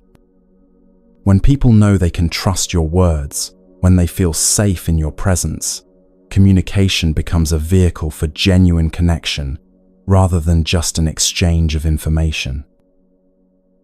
This foundation of integrity in speech naturally extends to integrity in action. Right action is the practice of living in alignment with your values, of making choices that promote well-being and avoid causing unnecessary harm. The Buddha outlined specific guidelines for right action, refraining from killing, stealing, and sexual misconduct. But like all aspects of the path, these aren't rigid rules imposed from outside. They're recognitions of what naturally supports inner peace and harmonious relationships. Refraining from killing extends beyond the obvious to include a reverence for all life. This might mean catching a spider and releasing it outside rather than squashing it, or choosing foods that involve less harm to animals when possible. It's about cultivating a sensitivity to the impact of your actions on other living beings.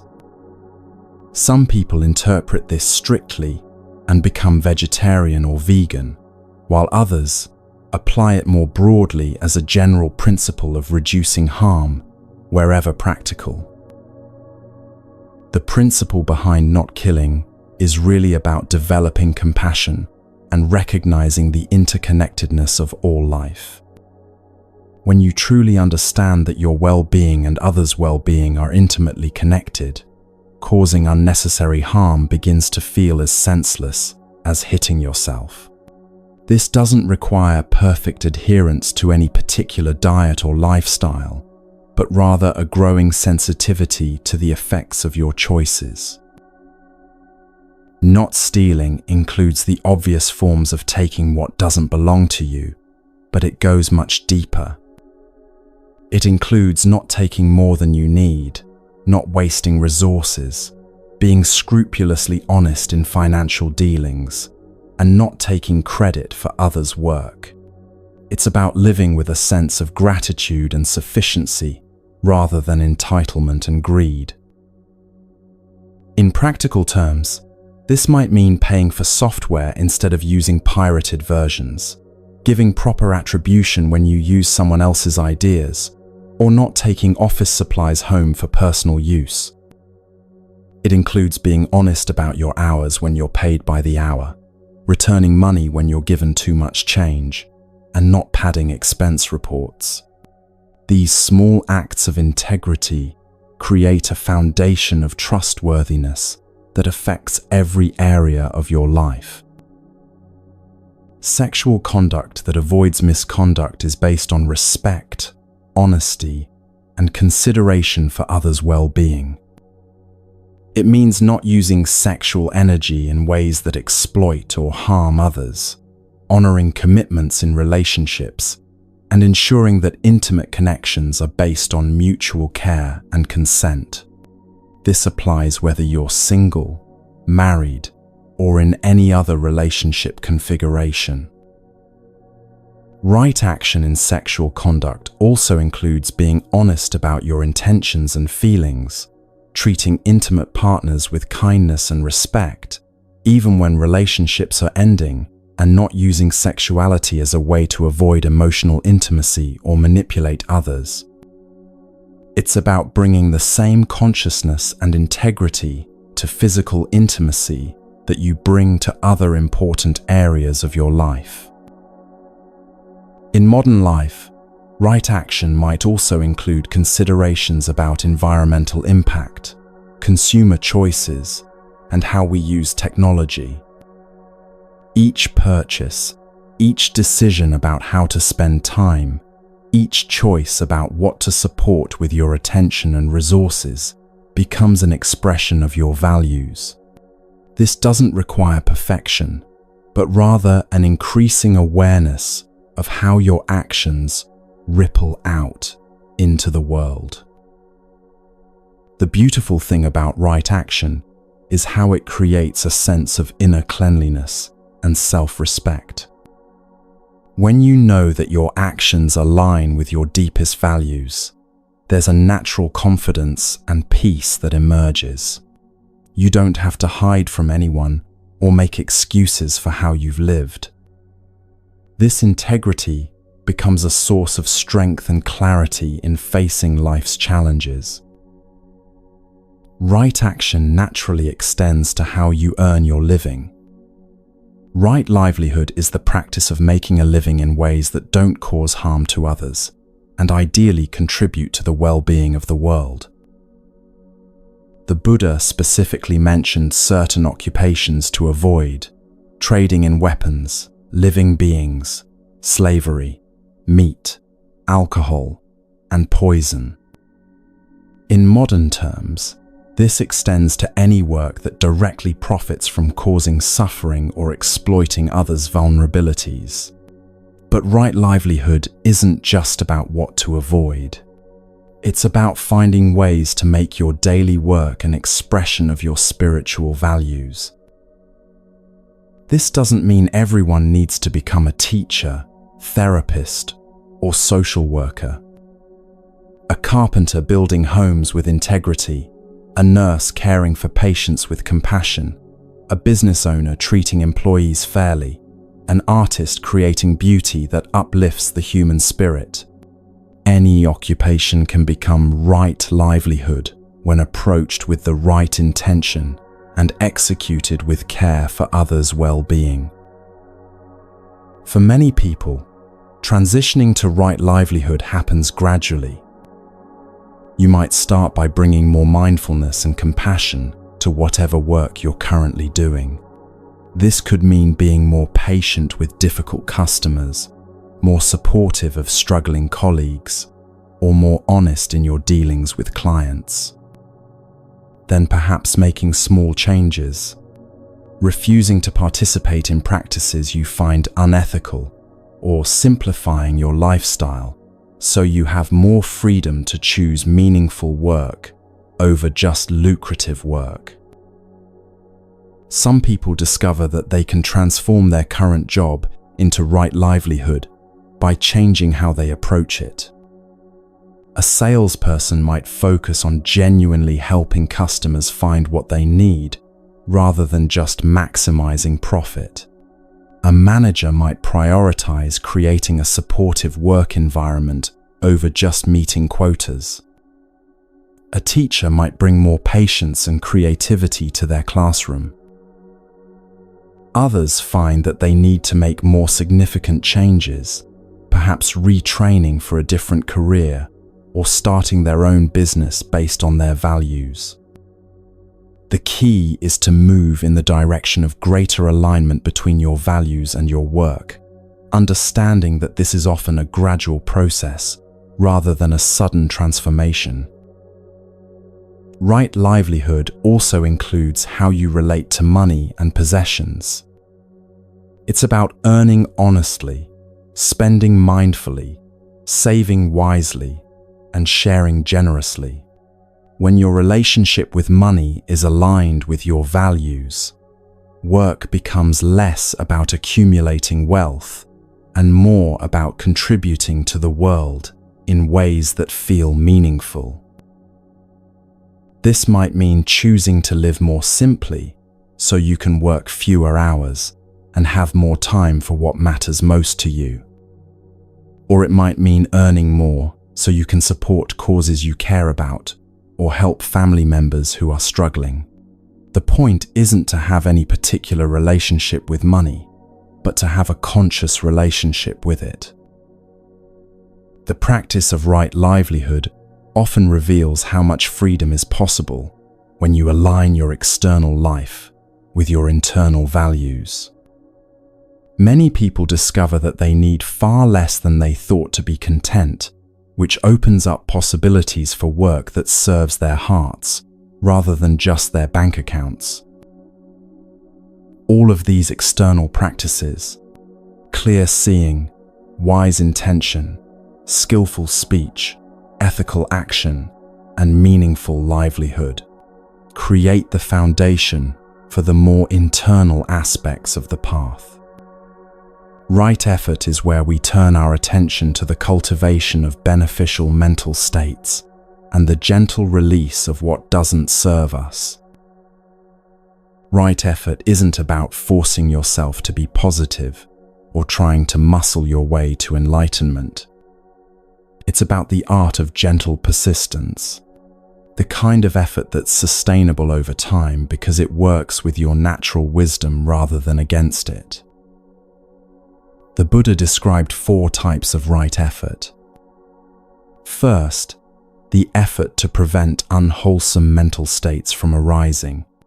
This might mean choosing not to watch news that you know will leave you anxious and agitated, or declining to engage in gossip that creates division and judgment. It's about being mindful of what you feed your mind, just as you might be mindful of what you feed your body. This preventive aspect of right effort requires developing awareness of your mental diet. What books do you read? What shows do you watch? What conversations do you seek out? What social media accounts do you follow? All of these choices shape your mental landscape. Right effort means making conscious choices about what influences you expose yourself to. This doesn't mean avoiding all challenging or difficult content, but rather being intentional about how and when you engage with it. You might choose to read news at a specific time of day rather than checking constantly, or to watch educational content about difficult topics rather than sensationalized entertainment. The goal is to remain informed and engaged with the world while protecting your mental well-being. Second, the effort to abandon unwholesome mental states that have already arisen. When you notice anger, jealousy, or despair taking root in your consciousness, right effort involves gently redirecting your attention towards something more beneficial. This isn't suppression or denial. It's more like choosing to water the flowers in your garden rather than the weeds. This aspect of effort requires developing skill in working with difficult emotions when they arise. Sometimes, this means taking a few deep breaths and counting to 10 before responding to someone who has triggered your anger. Sometimes, it means going for a walk when you notice anxiety building, or calling a friend when loneliness threatens to spiral into depression. The key is learning to respond to difficult mental states skillfully rather than just being overwhelmed by them. One effective technique is to mentally note what's happening. Anger is present, or worry is arising. This creates a little space between you and the emotion, making it easier to choose how to respond. You might then ask yourself, what does this emotion need right now? Sometimes, anger needs the boundary setting of clear communication. Sometimes, sadness needs the comfort of self-compassion. Sometimes, anxiety needs the grounding of slow, deep breathing. Third, the effort to cultivate wholesome mental states that haven't yet arisen.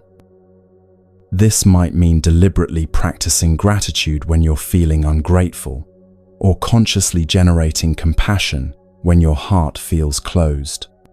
It's about actively nurturing the qualities you want to grow in your inner life. This cultivation can be quite practical. If you notice that you tend to focus on what's wrong with your life, you might establish a daily practice of writing down 3 things you're grateful for. If you struggle with self-criticism, you might practice speaking to yourself the way you would speak to a dear friend who was going through the same challenges. If you find it hard to feel compassion for difficult people, you might spend a few minutes each day reflecting on the fact that everyone, like you, just wants to be happy and free from suffering. The key is to start small and be consistent, rather than trying to transform your entire mental landscape overnight. Even a few minutes of conscious cultivation each day can gradually shift your default mental patterns toward greater well-being and wisdom. Fourth, the effort to maintain and strengthen wholesome mental states that are already present. When you notice moments of peace, kindness, or clarity, right effort involves savoring and appreciating these states so they become more familiar and accessible. This is like tending a garden. When you see flowers blooming, you water them and give them attention so they continue to flourish. Many people have the opposite habit. They take positive mental states for granted and focus most of their attention on problems and difficulties. Right effort includes learning to notice and appreciate moments of well-being when they naturally arise. This might mean pausing to really savor your morning coffee, or taking a moment to appreciate the feeling of connection after a good conversation with a friend. The key to right effort is finding the middle way between laziness and overstriving. Too little effort and nothing changes. You remain stuck in old patterns of reactivity and unconsciousness. Too much effort, and you create tension and burnout. You exhaust yourself trying to force inner transformation. Right effort is like tuning a stringed instrument, not too tight, not too loose, but just right for creating beautiful music. This quality of balanced effort becomes the foundation for developing clear awareness of your moment-to-moment experience. Right mindfulness is perhaps the most transformative aspect of the entire path, the practice of waking up to your own life. Right mindfulness involves establishing clear, non-reactive awareness in 4 areas of experience. First, mindfulness of the body, becoming aware of physical sensations, posture, movement, and breath without immediately trying to change or fix anything. Simply noticing what it feels like to inhabit this body moment by moment. Mindfulness of the body might begin with something as simple as noticing the feeling of your feet on the ground as you walk, or the sensation of air moving in and out of your nostrils as you breathe. Throughout the day, you can periodically check in with your body. How are you holding your shoulders? What's the quality of tension or relaxation in your jaw? How does your stomach feel? This isn't about judging or trying to change these sensations, but simply about becoming aware of the rich world of physical experience that's always available. Body awareness can be profoundly grounding, especially when your mind is scattered or agitated. The body exists only in the present moment. It's not worried about tomorrow's meeting or replaying yesterday's conversation. When you bring attention to physical sensations, you naturally anchor yourself in the here and now. Second, mindfulness of feelings. Not emotions, but the basic feeling tone of pleasant, unpleasant, or neutral that colors every experience. Learning to notice this subtle level of experience helps you understand your automatic reactions before they become full-blown emotional storms. This feeling tone is always present but usually unconscious. The taste of your morning coffee has a pleasant feeling tone. The sound of traffic outside might have an unpleasant feeling tone. The feeling of sitting in your chair might be neutral. When you become aware of these subtle colorings of experience, you start to see how much of your reactivity is driven by automatic responses to pleasant and unpleasant feelings. For example, you might notice that when something has an unpleasant feeling tone, there's an immediate impulse to push it away or distract yourself from it. When something is pleasant, there's often an automatic grasping or desire for more. Simply becoming aware of these patterns creates the possibility of responding more consciously. Third, mindfulness of mind states. Observing the various emotions, thoughts, and mental formations that arise and pass away in consciousness. Anger, joy, confusion, clarity, desire, contentment. All of these can be met with the same basic awareness, like clouds passing through an open sky. The key to mindfulness of mind states is learning to observe them without immediately identifying with them. Instead of, "I am angry," you might notice, anger is present. Instead of, "I'm confused," you might observe, confusion is arising. This subtle shift creates space between you and your mental states, making it less likely that you'll be completely overwhelmed by difficult emotions or overly attached to pleasant ones. This doesn't mean becoming detached or emotionally numb. You can feel emotions fully while also maintaining awareness of their impermanent, conditioned nature. In fact, this kind of mindful awareness often allows you to experience emotions more completely, because you're not simultaneously fighting them or trying to make them last forever. Fourth, mindfulness of mental objects. Becoming aware of the patterns and principles that govern mental experience. Noticing how attachment creates suffering, how mindfulness creates clarity, how kindness creates connection. This is where mindfulness becomes wisdom. This aspect of mindfulness involves observing the relationship between different mental factors. You might notice that when doubt arises, it tends to be accompanied by agitation and confusion. When gratitude is present, there's often a quality of openness and warmth. When you're caught in planning mode, the present moment tends to fade into the background. These observations help you understand the mechanics of your own mind. You also begin to notice how certain mental states support well-being, while others create suffering. This isn't a moral judgment, but simply practical wisdom about what serves your peace and what doesn't. Over time, this understanding naturally guides your choices toward greater well-being. In daily life, right mindfulness might be as simple as really tasting your morning coffee instead of drinking it while planning your day. Or noticing the feeling of your feet touching the ground as you walk. Or becoming aware of the space between thoughts during a conversation. These small moments of presence accumulate over time into a fundamental shift in how you relate to experience. Right mindfulness is what allows you to catch emotional reactions before they sweep you away, to notice thought patterns before they create suffering, to respond to difficulties with wisdom, rather than just react from old conditioning.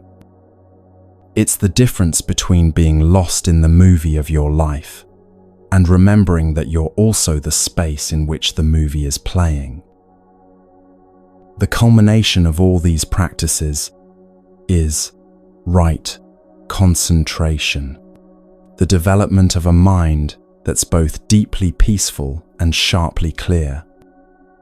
This isn't about spacing out or escaping from reality, but about cultivating a quality of mental stability that can meet any experience with equanimity.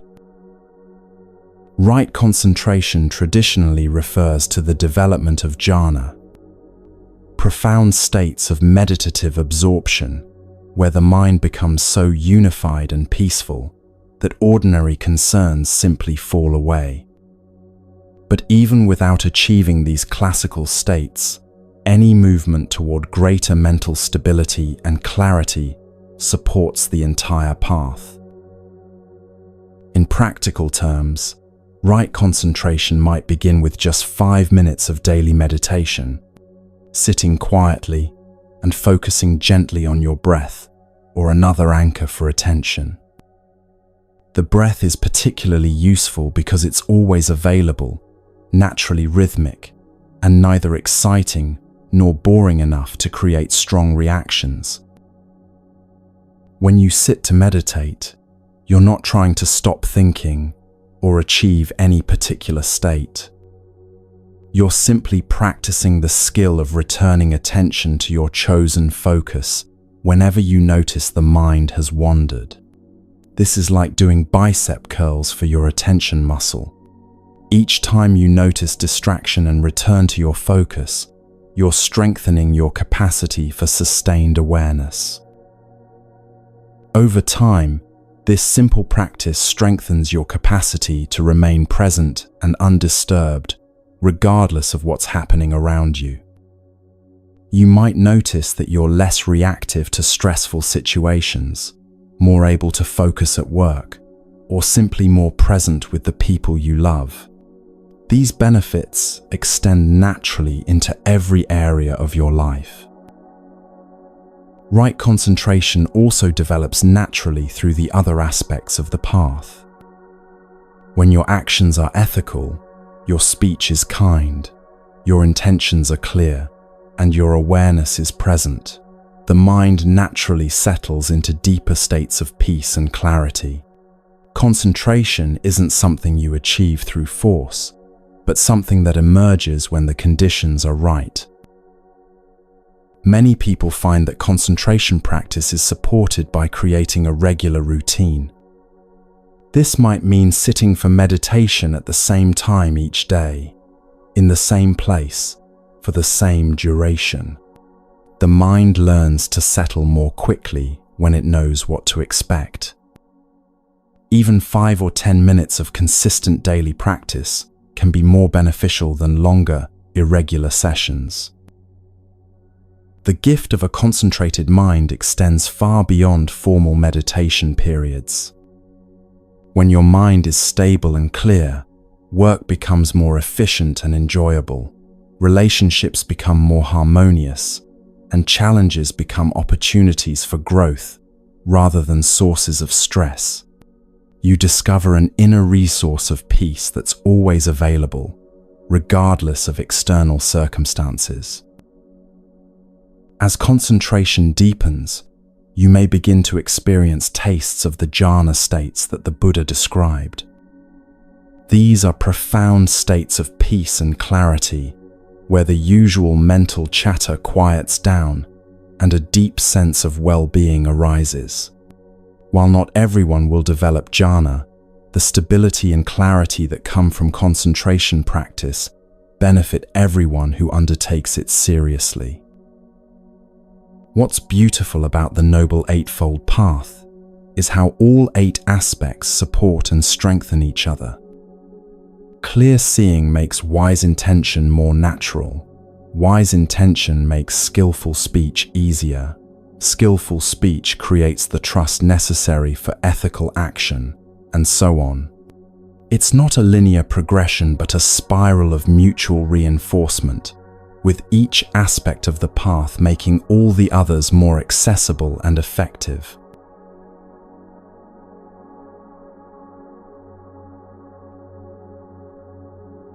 What emerges as you begin walking this ancient path is something remarkable.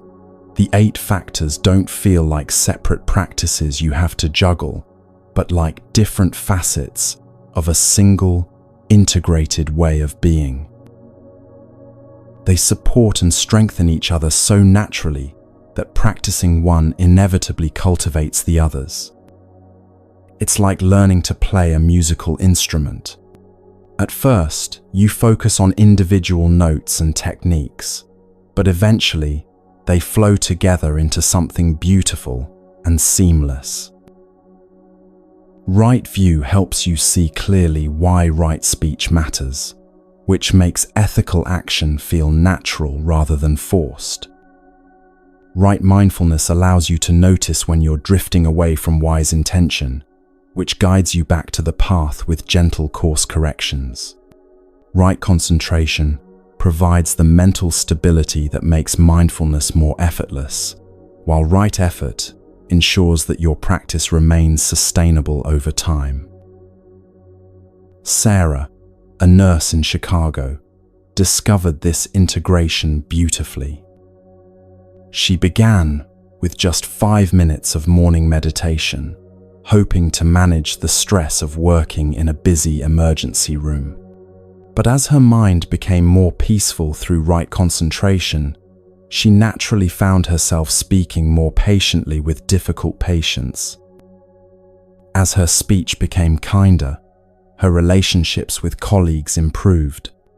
As her work environment became more harmonious, she felt more aligned with her intention to truly serve others, rather than just get through her shifts. Within a year, her entire approach to work had transformed.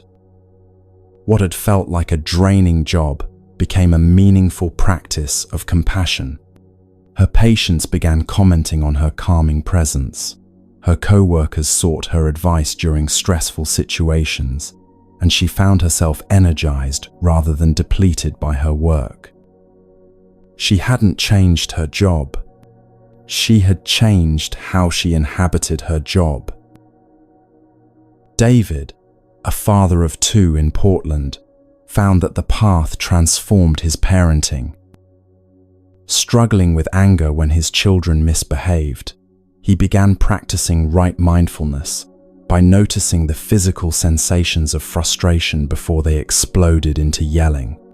This created space for right speech. Speaking to his kids from clarity rather than reactivity. As his communication improved, family conflicts decreased, which supported his right intention to create a peaceful home environment. His children began responding differently to his calm presence. Instead of power struggles, conversations became possible. Instead of fear-based compliance, genuine cooperation emerged. David realized he was modeling emotional regulation for his children, giving them tools they would carry into their own relationships. The path was benefiting not just his own well-being, but his family's future. Maria, a teacher in Phoenix, discovered that her classroom became a laboratory for practicing the Eightfold Path. Right view helped her see her most challenging students as young people struggling with their own suffering, rather than as problems to control. This shifted her entire approach from discipline-focused to compassion-focused. Right effort meant consistently choosing patience over frustration, even when she was tired. Her students began trusting her more deeply, sharing personal struggles they had never mentioned before. Test scores improved, but more importantly, her classroom became a place where young people felt genuinely cared for. Maria realized that teaching had become her spiritual practice. Every interaction, an opportunity to embody wisdom and compassion. What all these stories reveal is that the path doesn't require withdrawing from ordinary life. Instead, it transforms ordinary life into something sacred. Every conversation becomes an opportunity to practice right speech. Every decision becomes a chance to align with right intention. Every moment of awareness becomes a step deeper into freedom.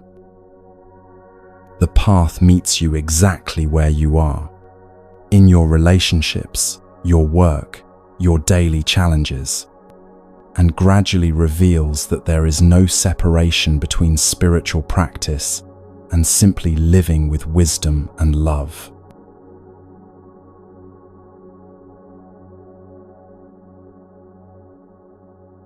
When people first hear about the Buddha's path to freedom, they sometimes imagine it leads to a life of detached serenity, floating above the messiness of human existence. But that's not what actually happens.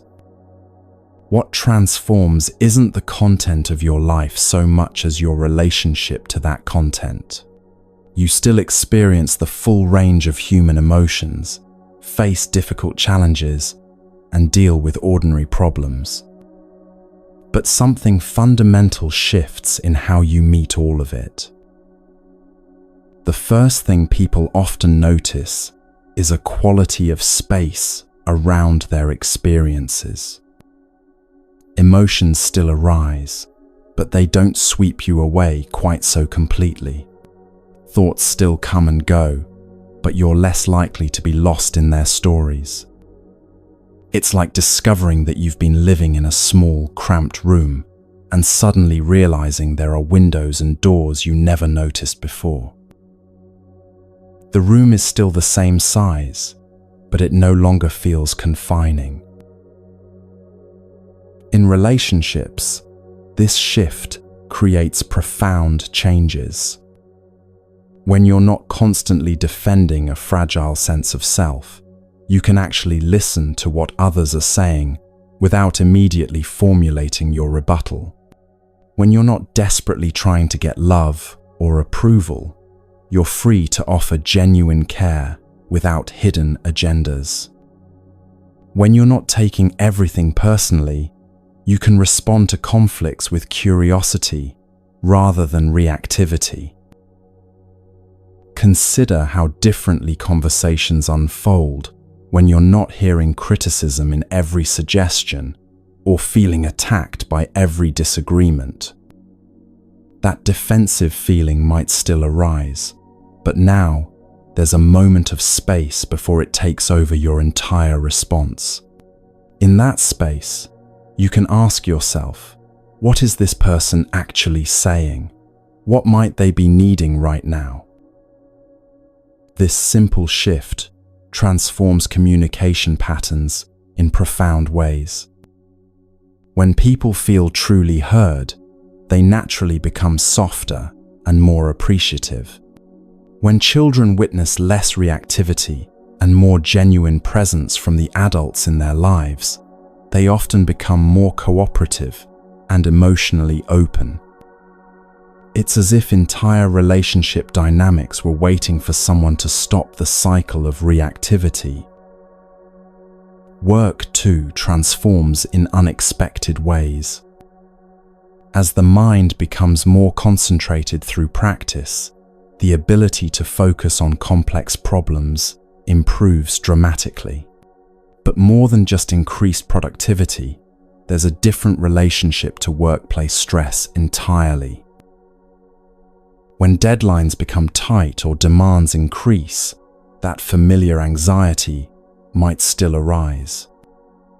But instead of getting swept away by stories about how terrible or unfair the situation is, there's space to acknowledge, yes, this is challenging, without adding layers of mental suffering. This clarity makes creative problem solving more accessible and collaboration more natural. Instead of hoarding information out of insecurity, sharing knowledge becomes effortless. Instead of competing with others, there's genuine joy in supporting their success. The same work that once felt draining begins to carry a sense of meaning and contribution. Perhaps most remarkably, the path changes how you meet life's inevitable difficulties. When serious illness touches your family, or when loss arrives unexpectedly, the initial response might still include shock, sadness, or fear. But there's less of the additional suffering that comes from fighting reality or creating stories about how catastrophic everything will be. You can be heartbroken about difficult circumstances without being destroyed by them.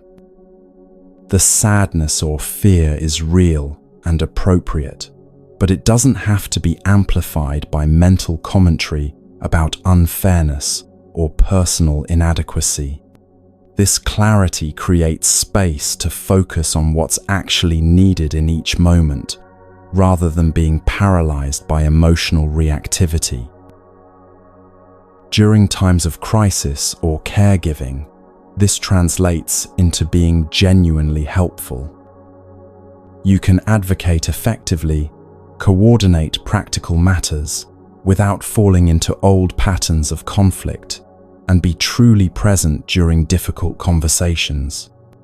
There's space to love and care without being consumed by your own fear and sadness. What's particularly beautiful about walking this path is how the changes ripple out into the world in ways you never intended or expected. When you're more present and less reactive, the people around you often become more present and less reactive too. When you speak from clarity rather than emotion, others find it easier to hear what you're actually saying. When you're not constantly defending yourself, others don't feel the need to attack or protect themselves around you. This happens in every context where human beings interact. When one person in any group is genuinely peaceful, that peace becomes available to everyone. When one person breaks a cycle of reactivity, space opens for new possibilities. Children become more focused when the adults around them are present and calm. Colleagues make better decisions when someone maintains clarity during stressful situations. Even strangers often mirror the energy of genuine presence and openness.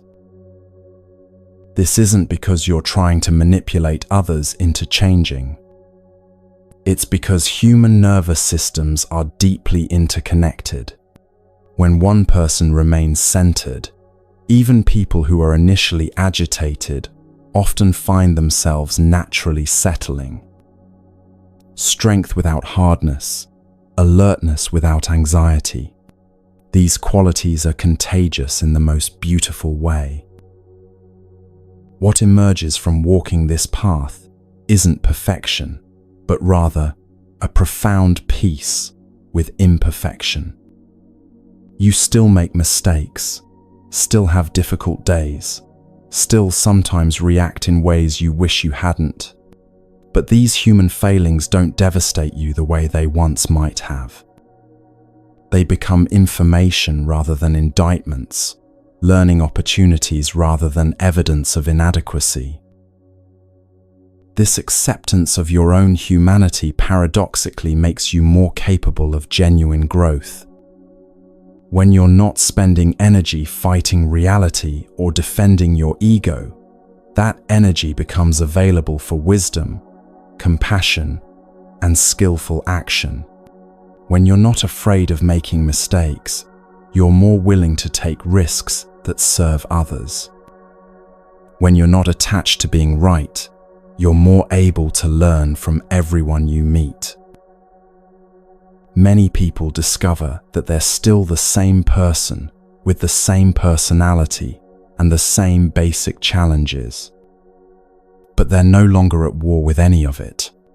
that inner peace changes how they show up for everyone in their life. The same difficult colleague becomes easier to work with, not because they've changed, but because the reactivity that made their behavior so triggering has softened. The same family dynamics that once created stress become workable, not because the family has transformed, but because there's less need to control or fix everyone else's behavior. The same daily challenges that once felt overwhelming become simply what they are: temporary conditions to meet with presence and appropriate action. This is the profound transformation the Buddha pointed to. Not becoming someone else, but discovering the freedom that was always available in being exactly who you are. It's a freedom that doesn't depend on circumstances being perfect, but rather finds completeness in the acceptance of imperfect circumstances. A peace that doesn't require the absence of difficulty, but discovers stillness in the center of every storm.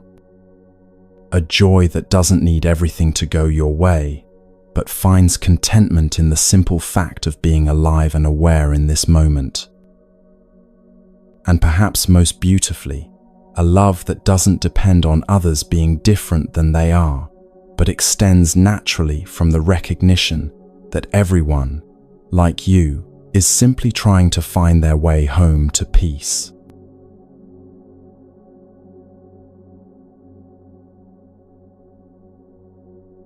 If you've made it this far in our exploration together, something in your heart has already begun to stir. You've felt the recognition of that universal restlessness we all carry, seen through the beautiful trap of chasing happiness, and glimpsed the possibility of a different kind of freedom. Now comes the most beautiful moment of all, the moment when ancient wisdom becomes your living practice. But here's what's so tender about beginning.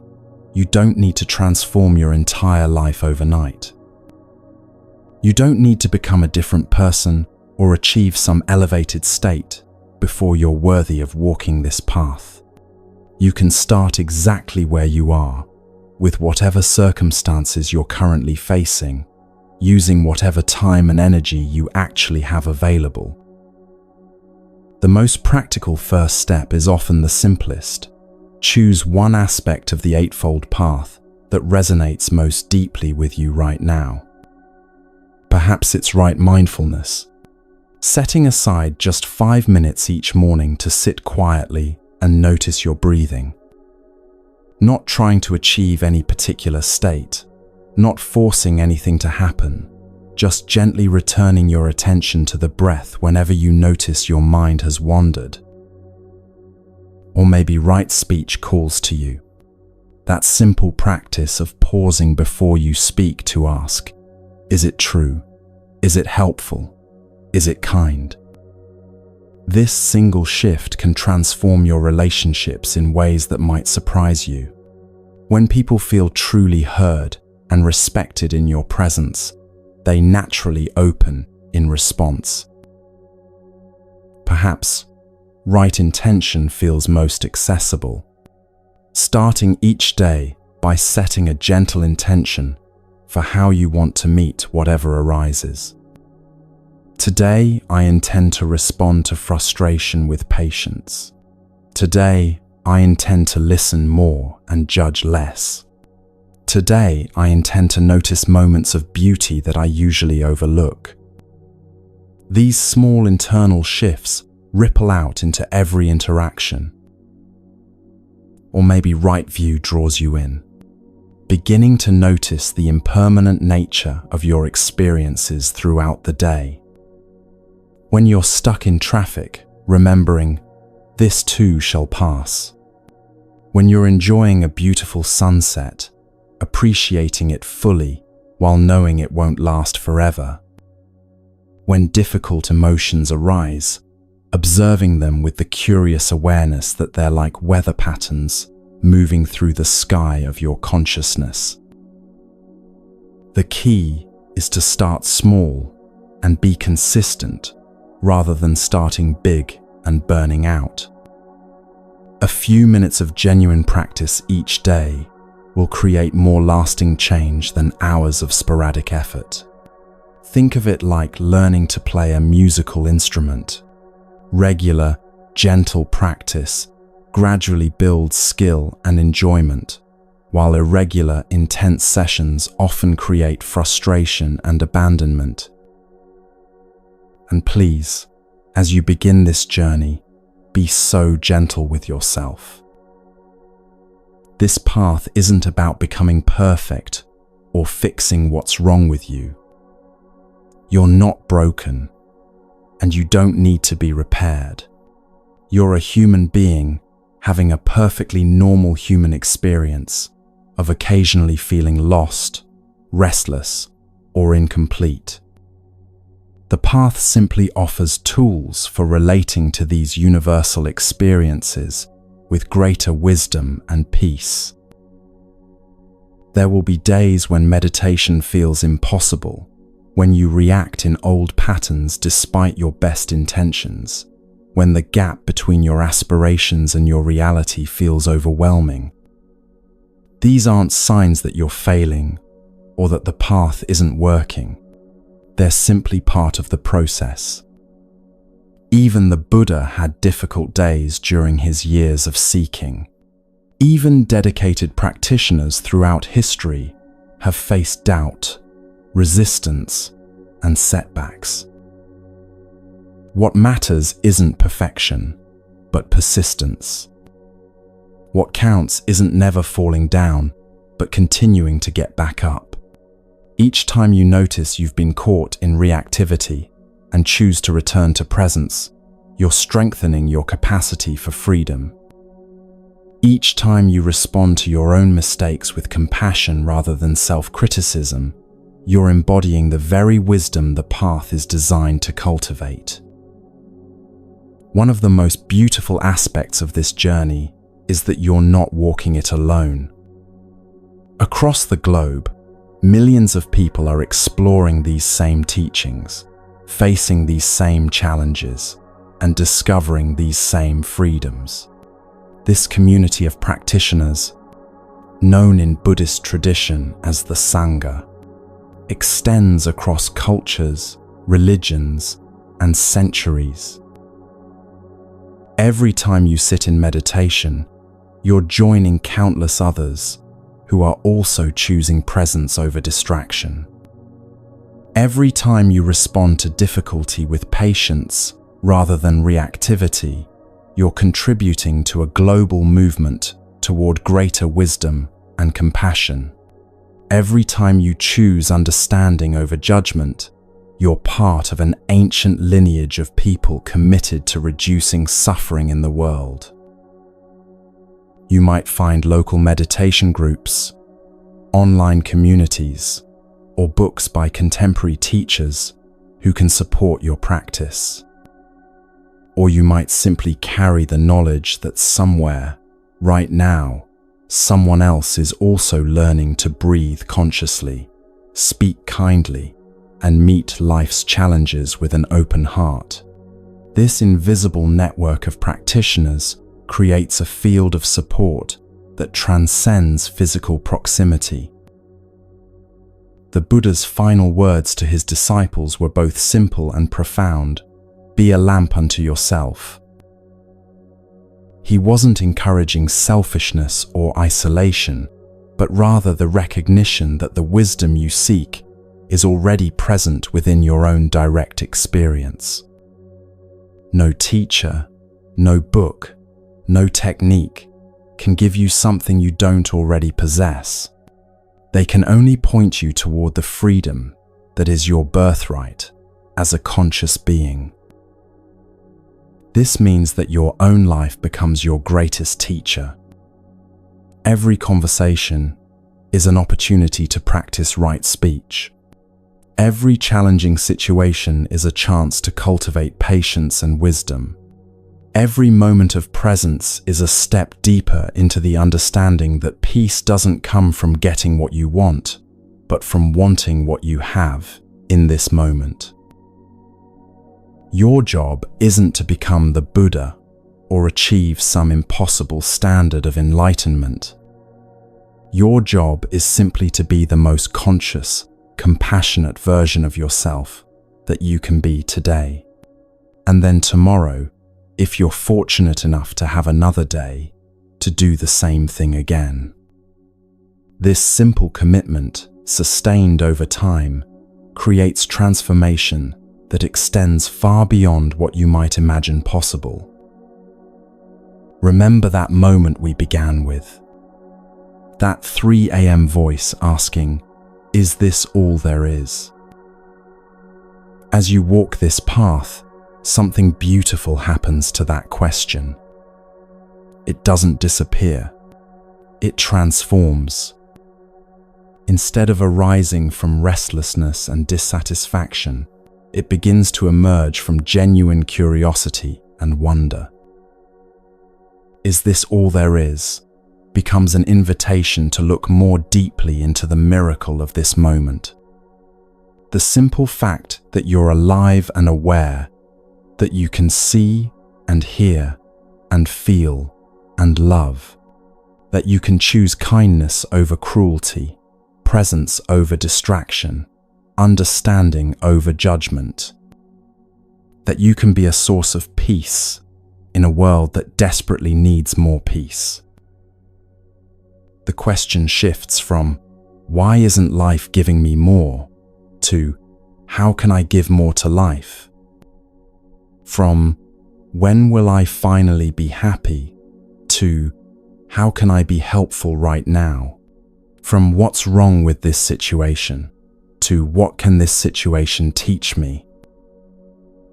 And in those quiet moments, whether at 3 a.m. or 3 p.m., or any time when you find yourself present and aware, there's often a profound recognition. This is enough. Not because life is perfect or because all your problems have been solved, but because you've discovered something that doesn't depend on life being perfect or problems being solved. You've found the peace that was always available, the love that was never absent, the freedom that doesn't depend on circumstances. You've come home to yourself. And from that homecoming, everything becomes possible. Not the desperate possibilities of getting what you think you need to be happy, but the gentle possibilities of giving what the world needs you to give. Your presence, your kindness, your wisdom, your peace. The journey of 1,000 miles begins with a single step. Your step. Today. Now. Right here, right where you are, the path to freedom opens before you. All you need to do is begin.